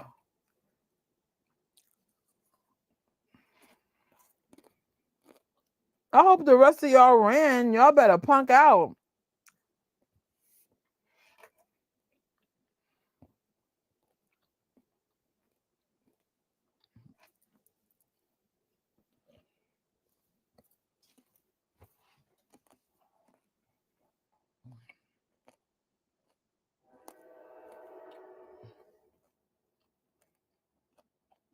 Has anybody theorized yet what's the Fantastic Four ship in the post-credit scene at the end of the Thunderbolt was?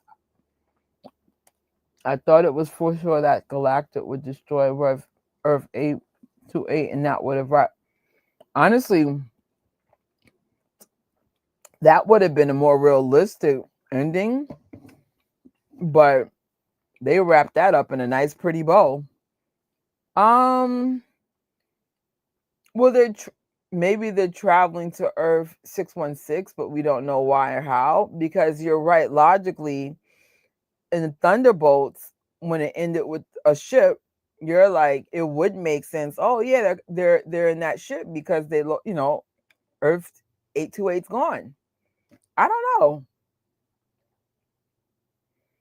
I don't know. I was like, I would love for something really bad to happen for once in these daggone.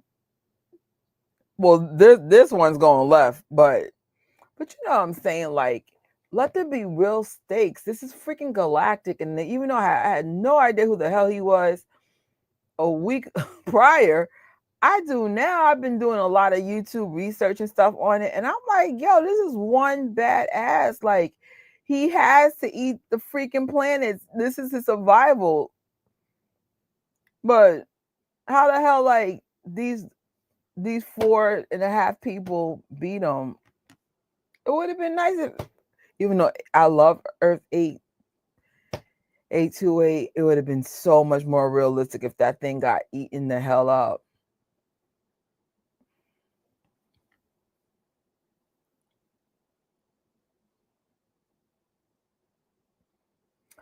Oh, I love Thunderbolts.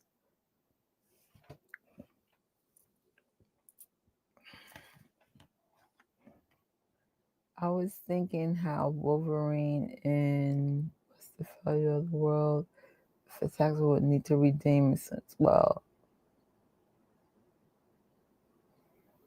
yeah, I never heard of Galactus, and I'm like trying to go in my memories of. I don't remember my brother ever talking about Galactus. But honestly, oops, hold on, commercial's over. I never cared for Fantastic Four until now, so there's that. I'm sure he said something. I was like, JR, shut up. Yeah, Johnny's a hot mess. Like, everybody here is a hot freaking mess. Oh, that's a good question. Let me check. Because honestly, if Thunderbolts is on Disney Plus, we can do one more watch party because Thunderbolts is very much connected to Fantastic Four. So it's technically in the ecosystem of the situation. So I will throw in a bonus night. You know how we do. We throwing bonuses up in here.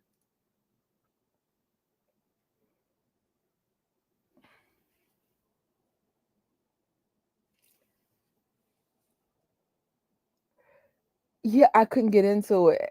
I couldn't. But then again, I think because the comic stuff was forced on me, I just struggled with it as a kid. I didn't start loving it until X-Men. And I wasn't even a kid. By the time X-Men came up, I was actually like in high school, about to leave. Something like that. I know it came out in my high school / first time going to college era. Damn. Shish kebab to behind. Mmm. Oh, oh.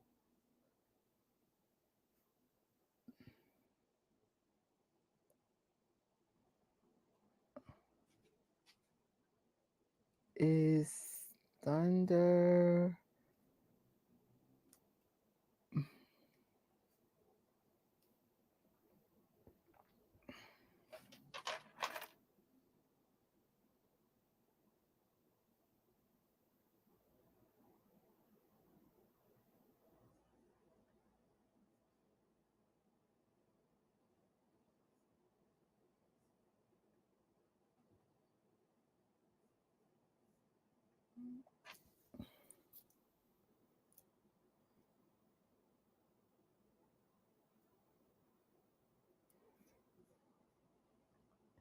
That's the one that's coming out next year, right? So listen, one of my coworkers, they a nerd too. Favorite freaking hero, Spider-Man, specifically Miles Morales. So I told him, because he's much younger than me, I said, look. Just let's all show up to the movie theater together. We'll be in costume. We won't even be able to tell who's who. Now, first, the minute I get to my goal weight, I want 2 outfits, Fantastic Four jumpsuit and a Spider-Man jumpsuit. Just so I could do. The only downfall is like you still got to find a place to change. Like you can't be on a train like this. One of the things that was a mystery in the latest Fantastic Four movie is why does Johnny love space so much? They said it several times, but never explained why. The movie was trimmed to under 2 hours. Yeah, I noticed that. I remember my first time watching Fantastic Four, I was just feeling like I feel like I'm missing something. Well, I was. I found out I missed like 10 minutes because of the drama at the Regal Theater with the concession stand. But after I saw it the second time, felt like it wasn't so much. I wouldn't feel so lost. What the hell?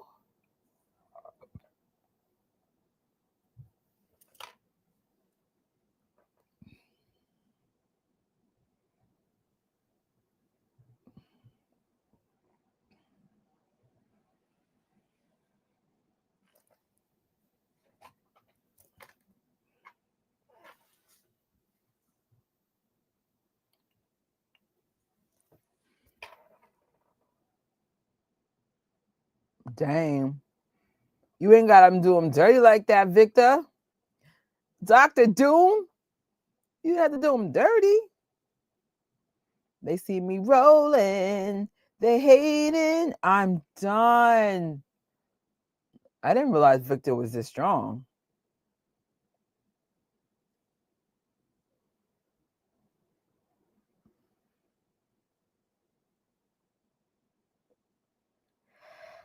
Damn.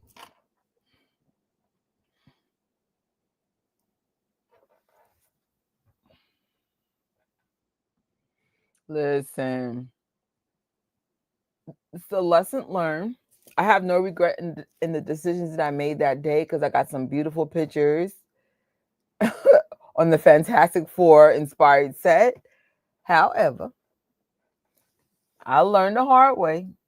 If you play it too close, you better find some way to sneak in some snacks because that concession stand was slow AF.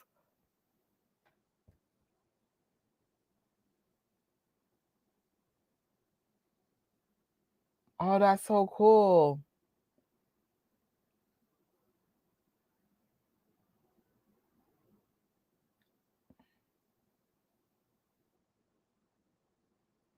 Okay, it's so funny. Like, if you look at the reviews in the beginning of Fantastic Four, they were super positive, and then like the real stuff started coming out recently, and I'm like, it made me feel like I wasn't crazy because I said the the reason why I love it is not exactly like it's for more of the appreciation of the film. It's actually a good film, but you know what I'm saying? It wasn't like Superman. So, like I said, I'm gonna say it one more time. Hopefully both of y'all can come on the review part of this and just because I was just like, I don't know why I like it so much, but at the same time feel like something's missing. Damn, you doing Susan dirty?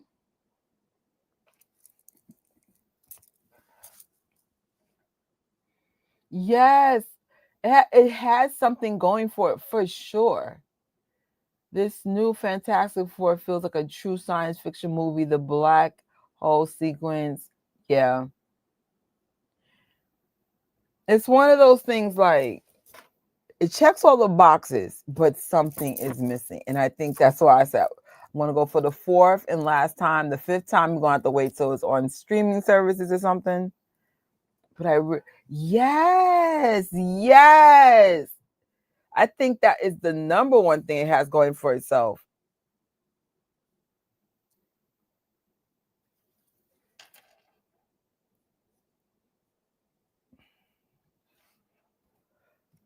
Let me see a couple of things.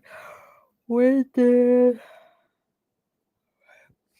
Fantastic Four come out? When did Fantastic Four come out? No, in the comics.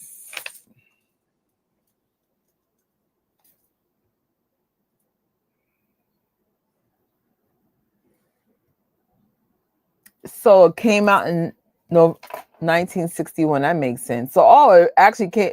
So we were in the Earth that the time frame they really came out. That's kind of cool. The team was created by writer Stan Lee and artist Jack Kirby. November 1961.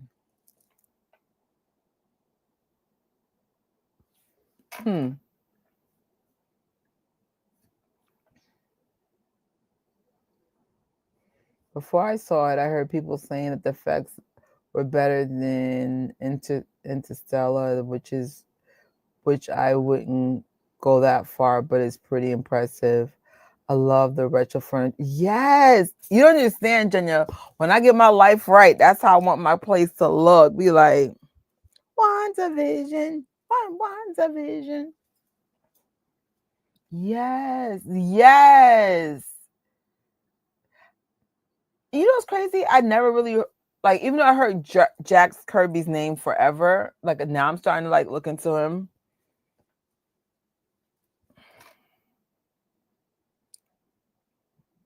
Damn. I feel like if you get hit by this thing, like your brain cells are coming out permanently. Like if you don't die. I heard.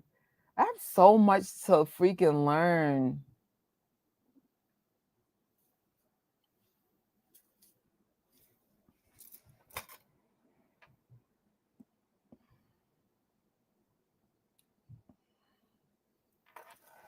Jack Kirby was the king of comics.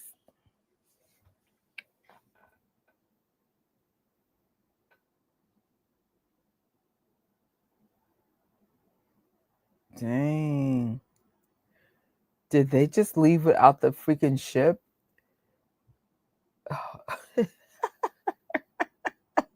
They said who? What's that line in Back to the Future? Where we're going, we don't need roads. So instead, they'll be like, where we're going, we don't need a ship. They just said, get into her bubble. Dang.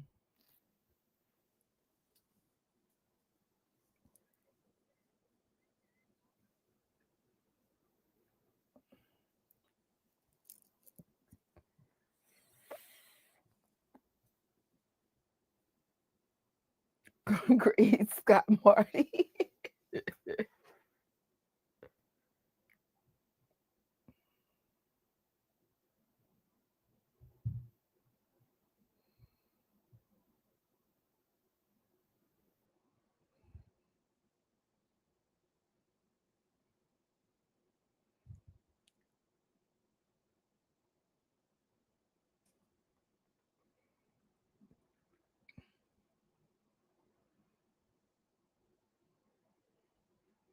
What is this?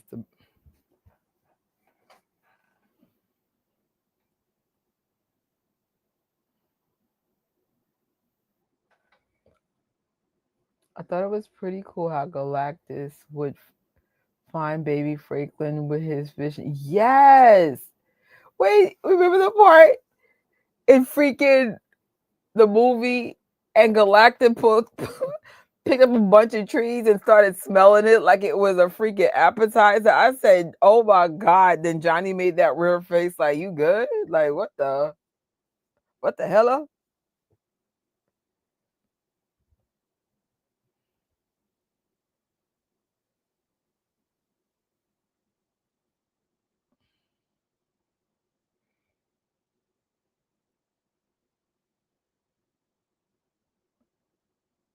Cut out this too. The Mole Man parts, which were very brief, by the way, right?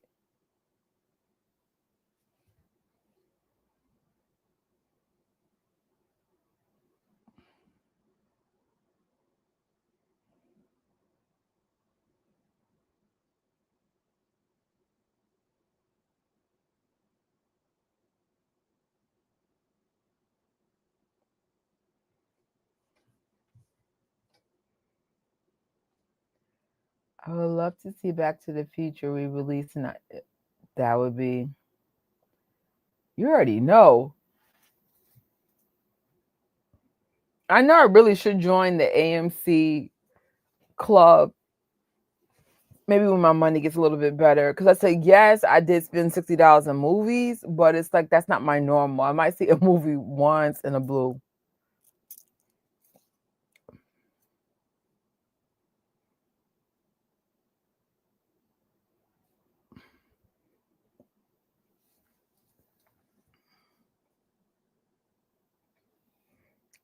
That's a cult classic.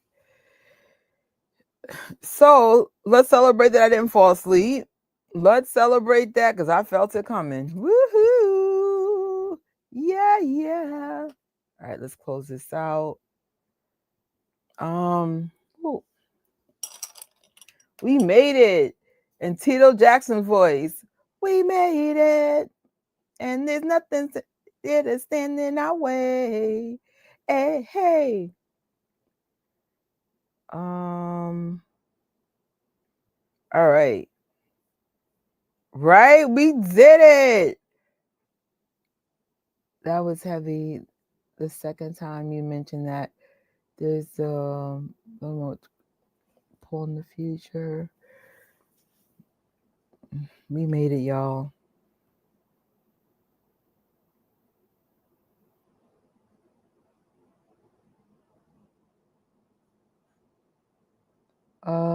Right. Thank y'all. Thank y'all. And if you guys are watching Team Replay, they're celebrating that I didn't fall asleep, which I do at least once a week. But we're getting better. We're getting better. All right, there was something I did want to share. That's not it.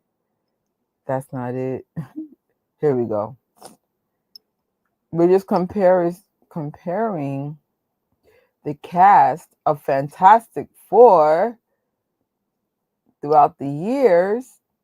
Let me just make sure I did this right. Yeah, okay, it's working. Starting with Reed Richards. Who's your favorite Reed?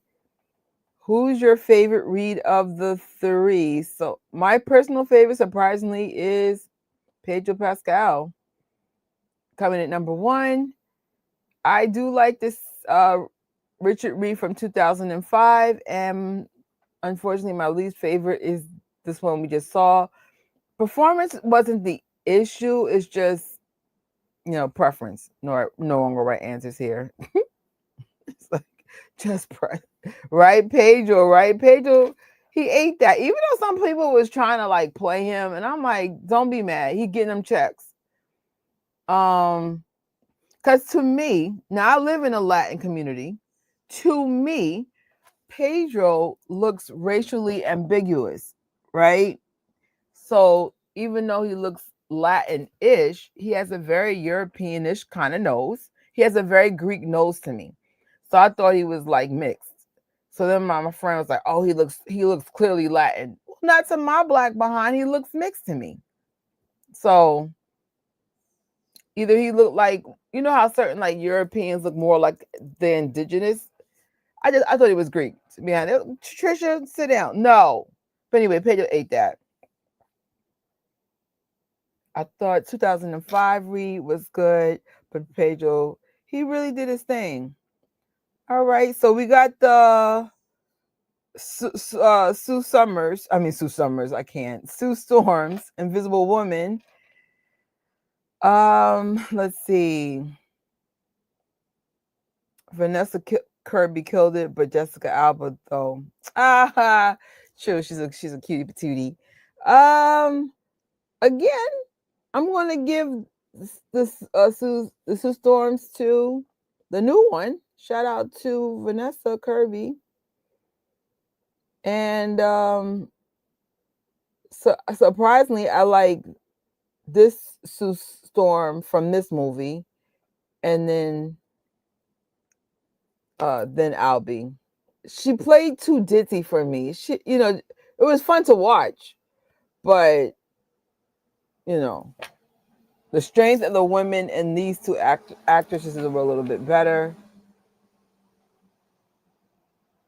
Johnny Storm, Human Torch.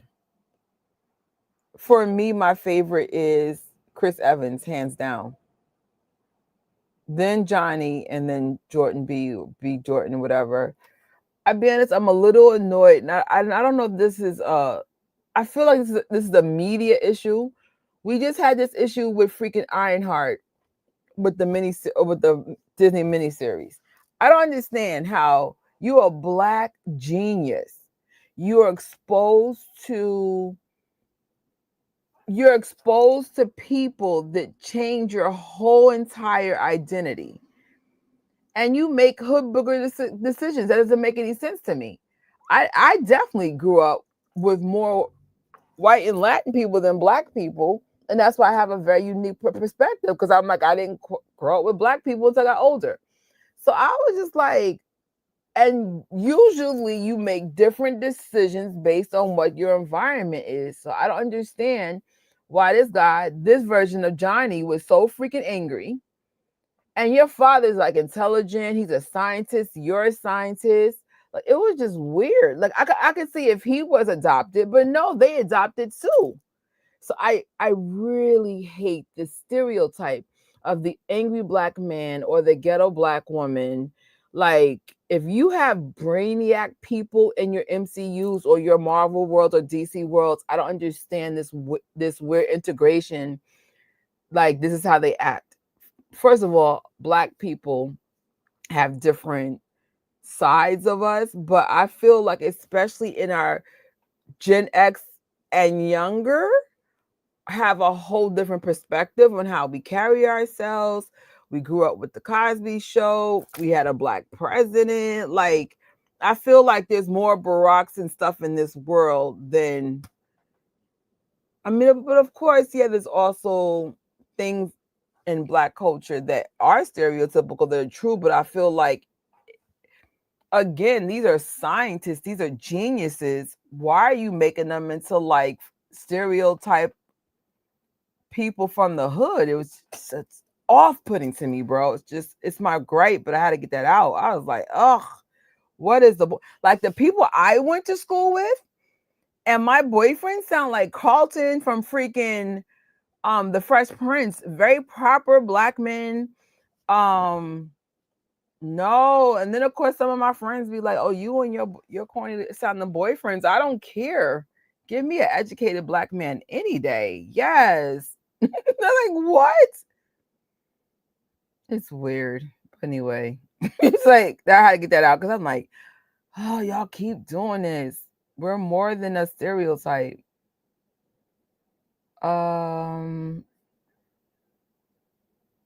I feel her love for her family. Listen, remember the part and freaking Fantastic Four, the one that just came out, and she was like, Johnny, kill him. He's trying to kill your nephew. I'm misquoting, but the point is she wasn't even trying to sugarcoat. She's like, kill him.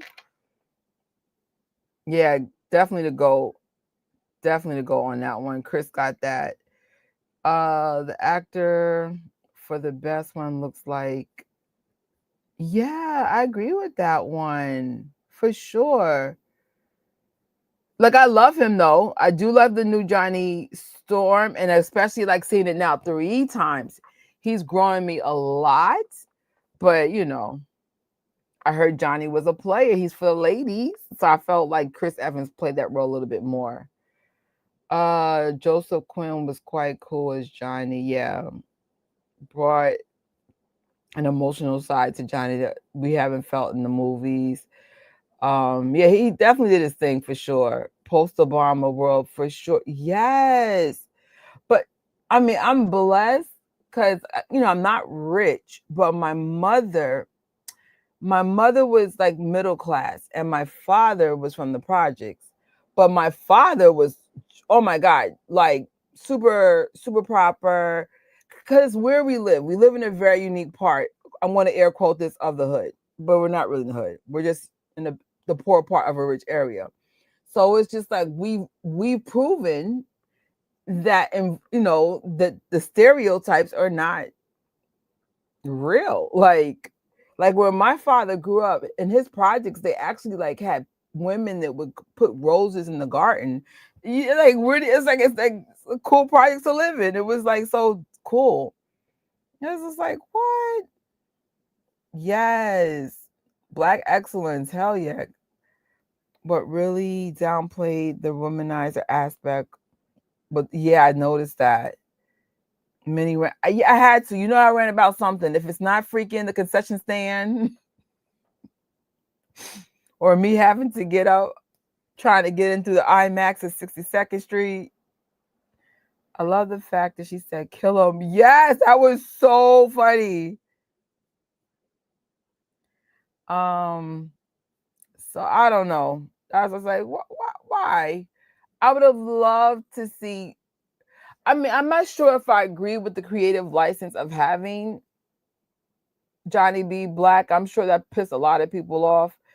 But I think it would have been more believable if he carried himself more of like a educated black man. Like if you're a scientist, your dad's a scientist, your dad clearly got some money adopting a white woman. Like make this make sense.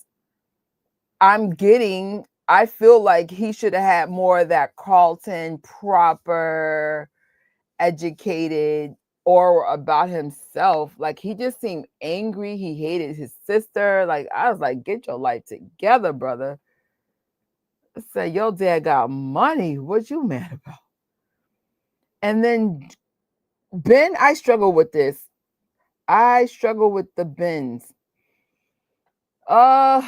Voice wise, my favorite Ben is surprisingly the first one from 2005. Look wise, I ain't mad at that second one, the one that we just saw, 2015. But overall execution, which definitely goes to the latest. But let's give love equally to all 3 Bens. These Bens all matter in their own little way. Like when this Ben from this Fantastic Four was hitting people, my ovaries fell out. Like I felt like body parts were coming out of my body for every impact that this Ben had. He felt like a weapon. Like if Ben touches you, you're gonna have cuts and scrapes all over you. Like you felt them special effects for sure. Elbow Moss, Ben. It's like the Bens were a little tough. The Bens were a little tough to pick. Silver Surfer, surprisingly, I like the first Silver Surfer a little bit better. That silver was giving me like, remember the mercury in the old school thermometers? Like I felt like someone dropped the thermometer and Silver Surfer came out from the first one. Like that felt like pure mercury. You're like, damn. But I mean, they were both good. We'll give a tie to that one. They didn't suck. It's just special effects wise, I have to admit the first one from 20 years earlier crushed it. But those were our cast people throughout the years. I was hoping to find one from the 1994, but I mean not that any of us saw it, but shout out to the 1994 crew. You paved the way, and I found out some of them were actually in whatchamacallit, this one right here. the new one. What I might do, well, if we do a review, maybe also do a watch party with some Easter eggs. Because I feel like if you're watching my review, that you clearly watched it. So, spoiler alert, if you have not seen this movie by Sunday night, spoiler it is, because we're going into the second weekend right now. Like, people been did their spoiler reviews. This Ben won me over, but I wish he had more of the New York Ben attitude. Yeah. I don't ever think this one had a chance of being successful. It was just too dark, but I have to give them props. That Ben crushed it. No pun intended.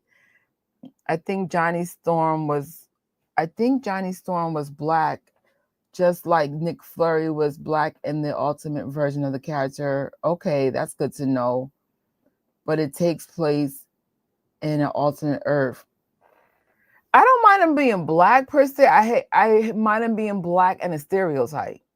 You feel me? I'm like, if your dad is a professor and he adopted a white woman or a girl, I'm not getting stereotype angry black man. I'm getting more of a fusion of a Barack Carlton type, very poised, very educated. I'm not sure what he's so angry about. Like, what is the problem? At least when we saw Justice League and I forget the name of the black character there, he was mainly angry because his father wasn't present for him. He put his work over his freaking family. And then his father mutated him by trying to save him. So at least the motivations of an angry man made sense, because it's just like, my father sucks. He's not there for me. But this is giving me like, oh, I'm just trying to be like the black guys from the hood. And I get that. I know I suffered from racial identity because, especially when I was younger, I didn't sound black enough then. And so people always made me feel like I was different in a bad way. And then, of course, you try to act like what you think black people act like, if that makes any sense. But I was just like, if he's angry, I need to know why. I wasn't quite getting it. Or maybe he was angry that his dad was in the lab too much and I missed it. I don't know. But I don't think I'll be watching this anytime soon. Like, yeah, she did her thing for sure. It's hard to hear Lawrence Fishburne voice and then not be more. That's funny. Matrix. Right? Like, it's like, come on. Especially in if you've been around since, I would say, 80s, 90s. And like I said earlier, I said the redefinition, the black culture is changing because it's just changing. Like, we have more opportunities of education and exposure. Yes, that him being angry made sense. That made sense to me, but not this one. I'm like, what you mad about? Right. And I think it is a movie issue that pisses me off in such a way. In such a freaking way. Like I said, if you see me with my childhood friends, you could tell. Like, I have a whole different dialogue when I'm done. It's like, oh my God, how's everything? Oh my God. Like, it's a mess. And I love it. This is my New York accent. I've actually changed how I speak probably a good 15 years ago because I work in a really tough environment. And it's like the way I was talking before, these girls are trying to play me. So I said, oh, you better find that stereotype black girl voice quickly, or these people are going to eat you alive. And so I have a fusion of what I used to sound mixed to what I became. But I said, I ain't mad because nobody messed with me no more. It's like, not even no more. No more. I said, Lord, survival of a New York black woman. I feel like Ebonics is starting to disappear with the latest generation of kids. They don't have the pressure to appear. Yes, absolutely. I mean, some of us have to code switch for survival reasons, just like I could be Trisha from the Valley when I feel comfortable, and I could be, Ebonics from Harlem for survival reasons. And that's very common to code switch, especially in Black culture. It is part of survival too. It's like if you sound too proper and you're in the wrong neighborhood, they're gonna beat you behind and steal your stuff. But at the same time, if you're too proper, then people like what you call it, underestimate you. It's so weird. I find being Black challenging sometimes. But I digress. How that's how it was with Black kids that I grew up with. They would be considered sellouts if they, yes. No, you don't understand. I had to get therapy. That's how bad it, because I used to legitly sound like a Valley girl who never, and honestly, like I think the biggest challenge is I just never grew up with enough Black kids at all. So of course my siblings were Black, but then of course our friends were white and Spanish. It was a lot, bro. And we all had identity crises because it's just like we just didn't know where we fit in at all. Especially when I was in private school, I had no issue at all. But once my mom put me in, I chose to go to public school. Once I went to public school, oh my God, Becky. Or sometimes my mom would have us go to Harlem to toughen up. Let's just say it was not, I used to hate Harlem in the summertime because everybody be like, oh my God, why do you talk so proper? Where you from? Nobody would play with me. And then I was a chubby little girl. So being chubby wasn't common back then. Being chubby now is so common. These kids are so chubby now. But back then, you chubby, they'd be like, why are you big? And I'm like, because I like to eat. I don't skip meals. So it's crazy. Chubby and proper, it was not working well in Harlem. And how was it? And how is it that a black kids that I grew up, they would be considered? Yeah. I'm like, yeah, code switching is survival. Code switching is survival. I could be Karen and Keisha in 5 seconds, and it's so funny. Like I'm always known to get the manager. You have been warned.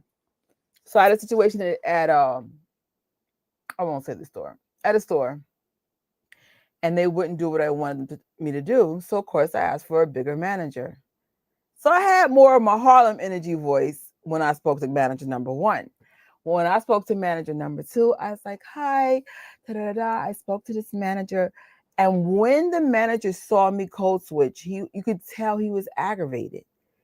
And so of course I got what I wanted because I put on my camera voice, and he was like, wait, what? And I'm like, and then this happened, and I'm not understanding what happened. Of course I got what I wanted. Are you kidding me? Hot mess. But yeah, I would say that was my main issue with Storm. I was like, what? But it didn't suck. It's definitely not a cult classic though. Let's keep it that 100 with you. No. But you always still want to, like, for me, if something exists in the world, see what came before it, see why there was reboots.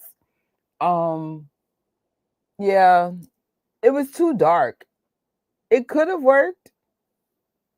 You got to survival.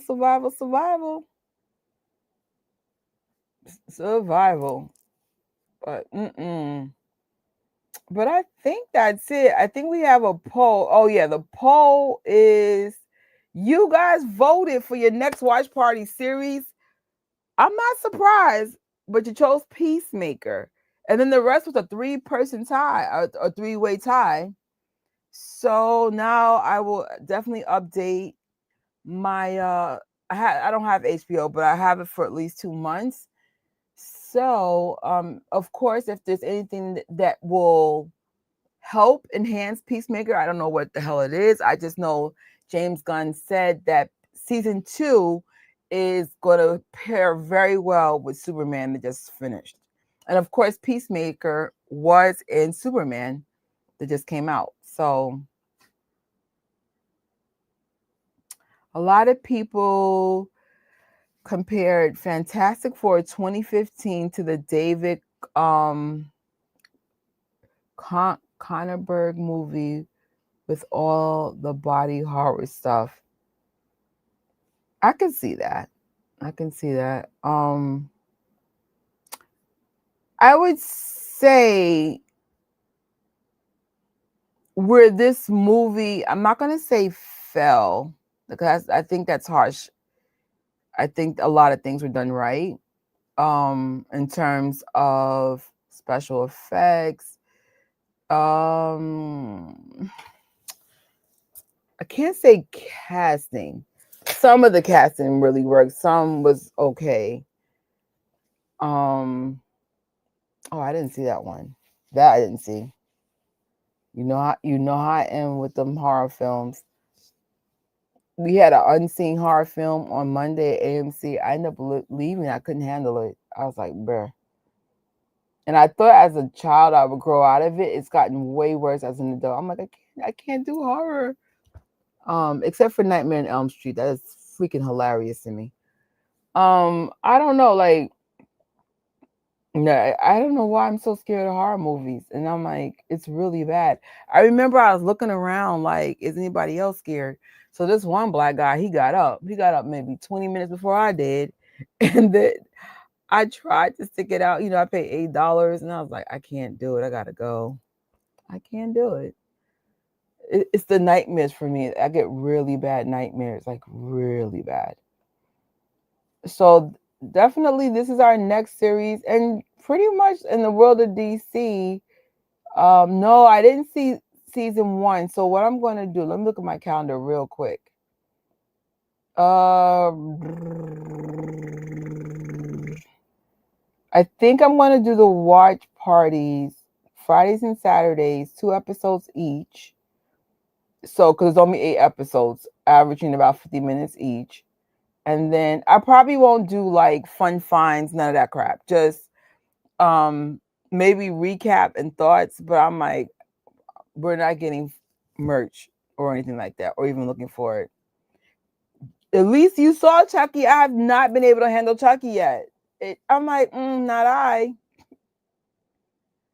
Yeah, this week, yeah, we'll finish out with the Fantastic Four review and maybe a watch party of Easter eggs.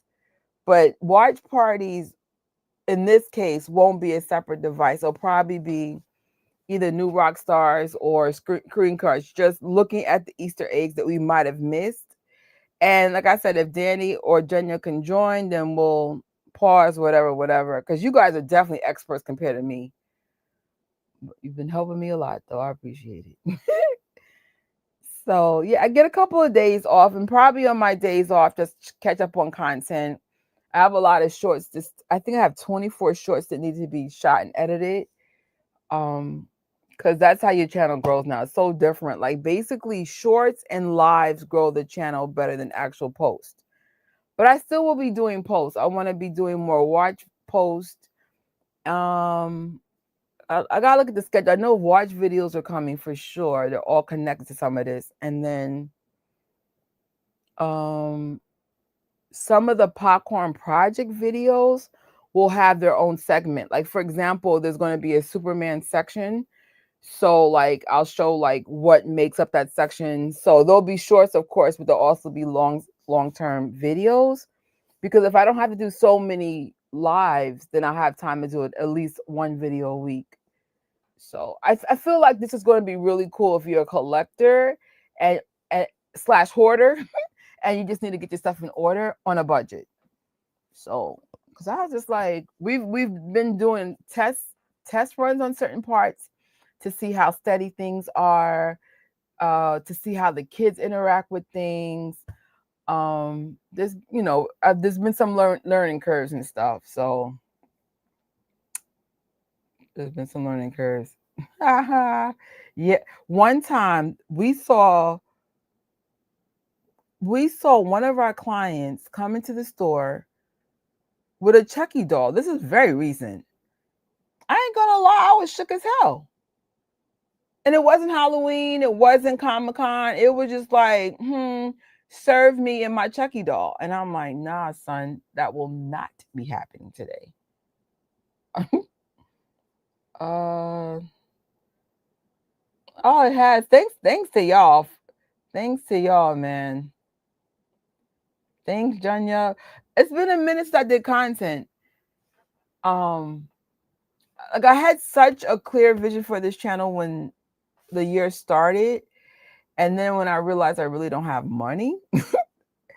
So then very recently, like this weird light bulb thing happened, and I was like, huh, because I really can't afford new gadgets. Like I remember we did a watch party for Apple keynote, and the girl was like, oh, your stuff is really outdated.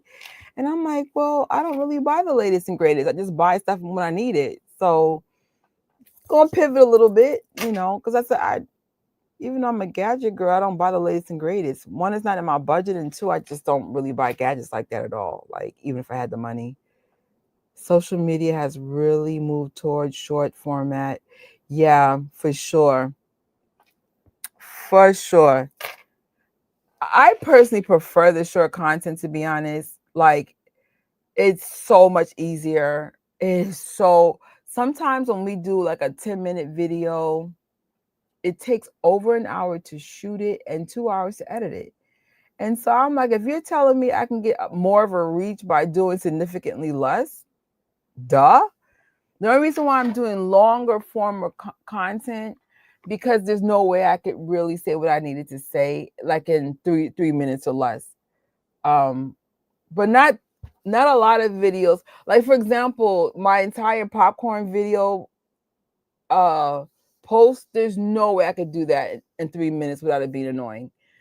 I have a lot of popcorn buckets. So I'm like, no, it's long. I mean, I'll do long and short, but probably for short, I'll do like my Marvel popcorn buckets, my Michael Jackson. Like I'll break it down in parts, but no way I'm rushing. No way. Do you want to have? Wait. Don't you wish you would have more event level movies like the big 3 summers? Wait, don't you wish you could have more event level movies like the like the big 3? Um, I'm assuming the third one is Jurassic Park. This works out for me only because, like, if I wasn't doing a watch party with y'all, then I'd be doing it here. But I legitimately love just doing this. Like, because my family, like, I don't want to get in. Put it like this. My cousins and siblings are all married. And I feel like a third wheel when I'm around them. Like, you know what I'm saying? And everyone's cool. Like, all my in-laws are really, really cool, but only one's a freaking geek.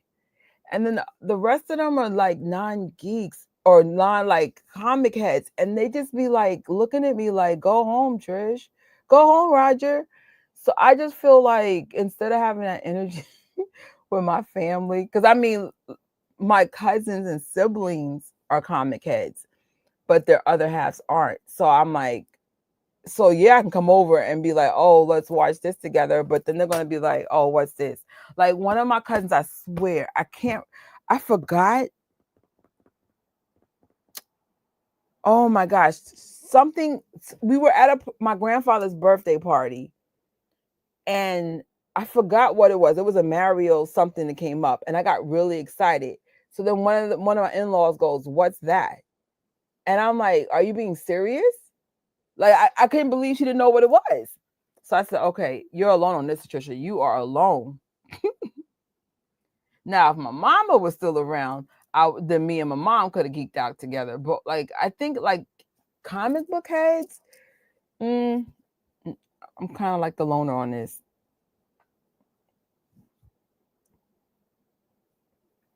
You always have.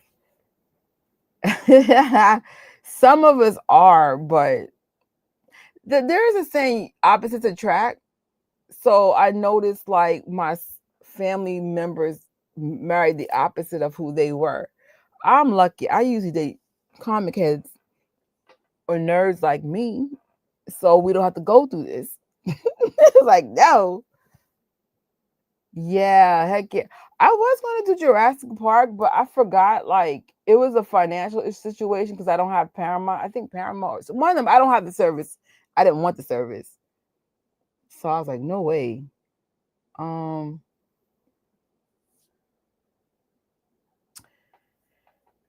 yeah, it's crazy. Like, all three movies did great jobs at marketing and getting the word out. But I feel like, I ain't gonna lie, I feel like there's a weird crash now that everything's over. Like, the next hype we have is, I don't even know. Because I was looking up Jaw fan events, nothing came up. I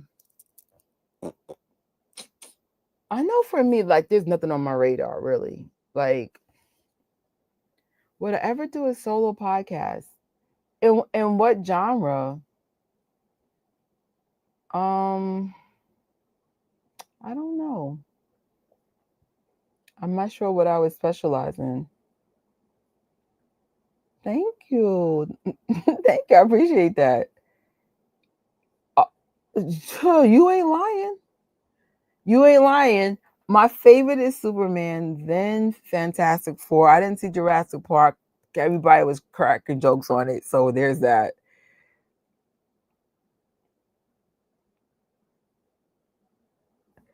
If I can go back on time, Dan, I should have did that and then cancel it maybe in October. I think one of my friends said they're gonna have a re-release of Spider-Man movies in September, and I'm gonna keep it real with you. I'm probably not gonna go because I can't afford to do it, but like my cutoff, like I'm trying to like get into a season of sacrifice. So that means like I have to stop going to the movies and I need to stop buying popcorn buckets and I need to just stop spending. Like I think August is gonna be my last month spending. And then like my goal is to spend as little. So because I said I think I brought everything I needed for all my YouTube videos for the rest of the year. I was going to upgrade a couple of things, but I'm like, I'm not going to upgrade nothing so I can get some more money. Yeah, I don't know if I'm going to do that. Or if I do it, then I should get A-list for sure, at least for a little while. But I don't know. Cause I feel like if I want to experience Spider-Man in the movies, I'd rather do it like when it comes out next year. Cause I'm like, no, I don't want to do that. At first I got excited and then I was like, nah. I think I'm just gonna like focus on like decluttering. I really can't declutter when it's hot. Like today I tried to clean up. It was so freaking hot in the morning / afternoon. Like right now it's perfect to clean up. But like I'm going to bed. Like I'm not clean up 2 in the morning. I'm going to bed. Man, I usually go to California 2 to 4 times a year. And when I say my money is messed up, so I was trying to go this month for the Hill Los Angeles King of Popcorn, and it just wasn't there. It wasn't there. And I even had like someone willing to help me like with room costs and other costs. And I'm like, it's still over $1,200. So I'm just gonna have to curb my spending for a little while. And then I want to sell stuff too. Like once these videos are posted, like my popcorn collection, my goal was to show what I own and then sell some of them. Some of them buckets are worth money now. So I was like, peace out. Listen, I know you mentioned you got a popcorn bucket. You said I know you mentioned this one. Yes, I think you said I have that popcorn bucket. Are you talking about this one, or are you talking about the square one? Because I have 3 buckets. So I did the math on the popcorn buckets. I think I spent 100 and was it 100 and I think maybe 150-ish in buckets. And that's being budgeted. That's me being mindful because if I got Herbie, Galactus, all the tins, it would have been probably 500. And I said, "Oh, not today, Satan, not today." Let me see if my calculator works. It was too much. That's how I know I'm maturing, cuz like last year I spent so much money on the Wolverine ones. This year I said, "Oh, no, no, no. No, no, no. You better pick what you want." And like I said, one or two of my Fantastic Four ones will be getting sold if it keeps its value. And there's, I think, one Superman one I want to sell too. I was like, this is worth how much? Okay, let it go.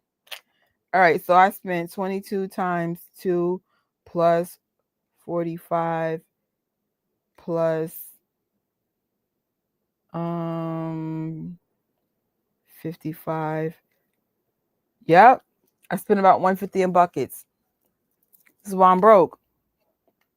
Doesn't include the food. I brought food too. Even though I got some food for free, because if you buy buckets, you earn points, and those points get you food. So I got me a free pretzel. I got me some free nuggets. Listen, I gotta tell you about my fat girl dream. So, so I'm not gonna disclose which location, but one of the 3 times I went to go see Fantastic Four, I don't know if this person was, I don't know what the story was, but God is good. So I love those Impossible chicken nuggets. It's a vegan chicken nugget at AMC. One of these days, one of the 3 times I went there, somebody, I said, I guess they were like, up into the shift. Merry Christmas, Trish. Instead of giving me 10 nuggets, I think they gave me 25 nuggets. Now, a normal person would have been like, well, let me eat half and bring the other half at home. Nope, my fat ass ate every freaking nugget. I love those vegan chicken nuggets. They are so good. So then when I ordered it again, I only got one extra nugget. But I said, I wish my friend was with me. I got this guy that I go to the movies with. Well, not anymore, but that's the thing that we like to eat. But I'd be like, bruh, we would have been crying if we saw that many nuggets in there. Because last time we got one order and then we had 5 each. Now my fat ass was like, damn, 5. That's nothing. Give me all 10. But 25 nuggets for the price of one. I wasn't mad. I still got my coins together to go. I live through yeah, it's tough. The only reason why I was able to go in the past is because a series of circumstances, plus my YouTube money was better, plus I got brand deals. There was so many things that were in my favor in previous years. This year I didn't get one brand deal. I didn't get any gifts. Sometimes I get gifts. I got super chats from y'all. I've gotten the most super chats from y'all this year. But like in terms of like other things, sometimes I'll get money from my family. Like none of that happened this year. And then, we have inflation, no raises. My rent keeps going up. It's about to go up again. So it's just like kind of just went up. It was just too much. And actually, my check went down this year. I'm still trying to figure out why. I called HR. I was like, why is my check lower? So, and plus, I keep spending money on stuff like this. So I know when I get back on track, I'm going to be very selective on what I do. Like maybe go to Cali once a year, twice max. Like really be selective. So I ain't mad. Like my brokenness falls on me. I'll get it together. I didn't pick up any popcorn buckets after the bat signal. That's a cool one. I may pick up Jaws, but I saw you can get it at retail for cheaper compared to theater. Oh, that's good to know. Cause I'm thinking about getting Jaws. I got the Jaw cup though, but I'm like, do you need a bucket? Cause I'm not gonna eat out of that. Plus, as we're preparing for the popcorn project, I only have space for 2 more cups. So I have to be selective. Who are those 2 cups? Oh, balloons. And popcorn buckets. Popcorn buckets are different. It's depending how, if they're stackable, then of course we can keep going. But I kind of want to slow down on the popcorn buckets too. Like I have enough popcorn buckets. I could have my whole family for a movie night. They all could have individual buckets and not individual cups. I have more buckets than cups. But the point is, we don't need no more. We don't. And then my buckets are kind of big. So most of my family would just share the bucket. They wouldn't be like, well, give me my own bucket. Only my greedy behind would eat a whole large bucket in one thing. I'm like, only me and like my brother have like a big appetite. Everybody else eats like my aunt, she always takes her food and she puts it in portions, and I'd be like, bruh. I mean, she's right, but I'm not my aunt. Buckets are for suckers. I'm done. Listen, they know what they doing. They so I feel like if I buy a bucket moving forward, I'm gonna buy it to flip it. If I had gotten all the Fantastic Four ones, I could have made it fast $500.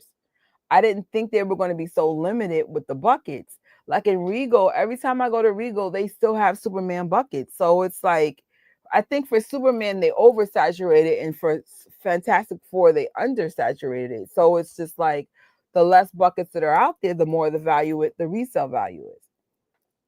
I have Revenge of the Sith. That thing is worth minimum $100 because they had a very small amount and it was very exclusive to that day. So I don't know. For now, I just need to start selling some of these buckets out, get some of my money back, pay off these bills. And then moving forward, if I buy a bucket, it's like to flip it because I really don't need no more. I got 2 Star Wars. I got a Spider-Man. I got Fantastic Four. I got Superman. I was like, what more do I need? So I don't know. So I think that's it slot wise. I think we're good. Oh my God, the thanks for watching slide's not here. Well, just act like it's here. First of all, let me give a shout out to the 2 awesome people that gave me some super chats. I truly appreciate it. It helps support the overhead of the channel. There is a lot of overhead. I got to pay for a website. I got to pay for StreamYard. All this is a lot of overhead. So far, thank God I'm going to break even on covering the expenses, but I would like to make a profit this year for a change. What else? I pay for HBO because you guys chose Peacemakers. You broke my heart. I was hoping y'all chose the David Cornsweet Star Wars order because I own those. So I'm like, oh, that would cost me nothing. Y'all said no. DC rocks. Y'all love DC. That I've learned in the last 3 weeks with y'all. Oh, thank God. Oh, whoo. You know, people be taking anything electronic, people will be so quick to take it. I'm lucky. I left my microphone at work. My microphone, I think, was $100 and something. And someone thought they were headphones. And when I came back to work, they were just sitting on a counter, and they were like, "Oh, we found it." And I'm like, "Oh, thank you." It was this mic. I love this mic. This is what I use for the lives. So I use this for everything, and it just clips on. It's really little, but sometimes I take it to work to do voiceovers. But unfortunately, because it's so little, it slipped out my bag somehow. So gotta find a better way to secure it. But I think that's it. 2 a.m, not bad. I'll see you guys Sunday. I'm gonna say 10:30ish. And Danny and Janya, I will send you guys an invite for the review if you could join. And like I said, it might be like a review in the beginning, and then we could maybe look at some Easter egg kind of thing, but you won't need a separate device. I think I'm just gonna play it on screen and then figure out like a discussion thing. And then that will conclude our 4-day Fantastic 4 weeks. And then we go into Peacemaker. I'm going to say Friday, next Friday and Saturday. This way it's the end of the week and not in the middle of the week. Eric will be like, yo, Trisha, your lives be too late. I know. I think I'll be on schedule sometime in August. I would say an ideal live would be 9 p.m. I'm going to definitely try to do them earlier for sure. That's funny. It has, and it's funny, all three of us are in a time zone that it's 2 a.m. Does anybody get sleep in this group? Well, my dark circles confirm I don't. But thank you guys as always. Time for a nice shower and good night on my side. I will see you Sunday for those who can make it. I'm going to say around 10:30. Not too late, not too early. 10 or 10:30. I'll keep y'all posted because, like I said, I got things to do. Usually I'm asleep by 10.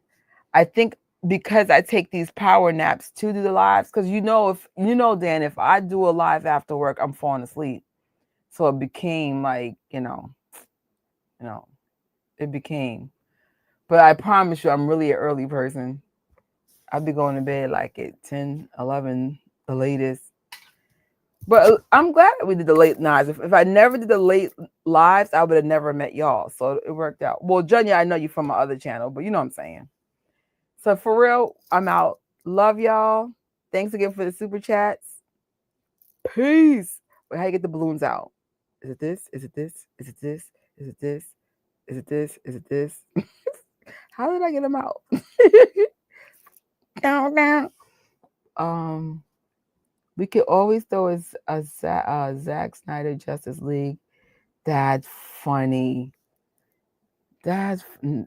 Honestly, out of everything we watched, that was actually one of my favorites. That was a dope recommendation. I was trying to get this up. I give up. Good night, y'all.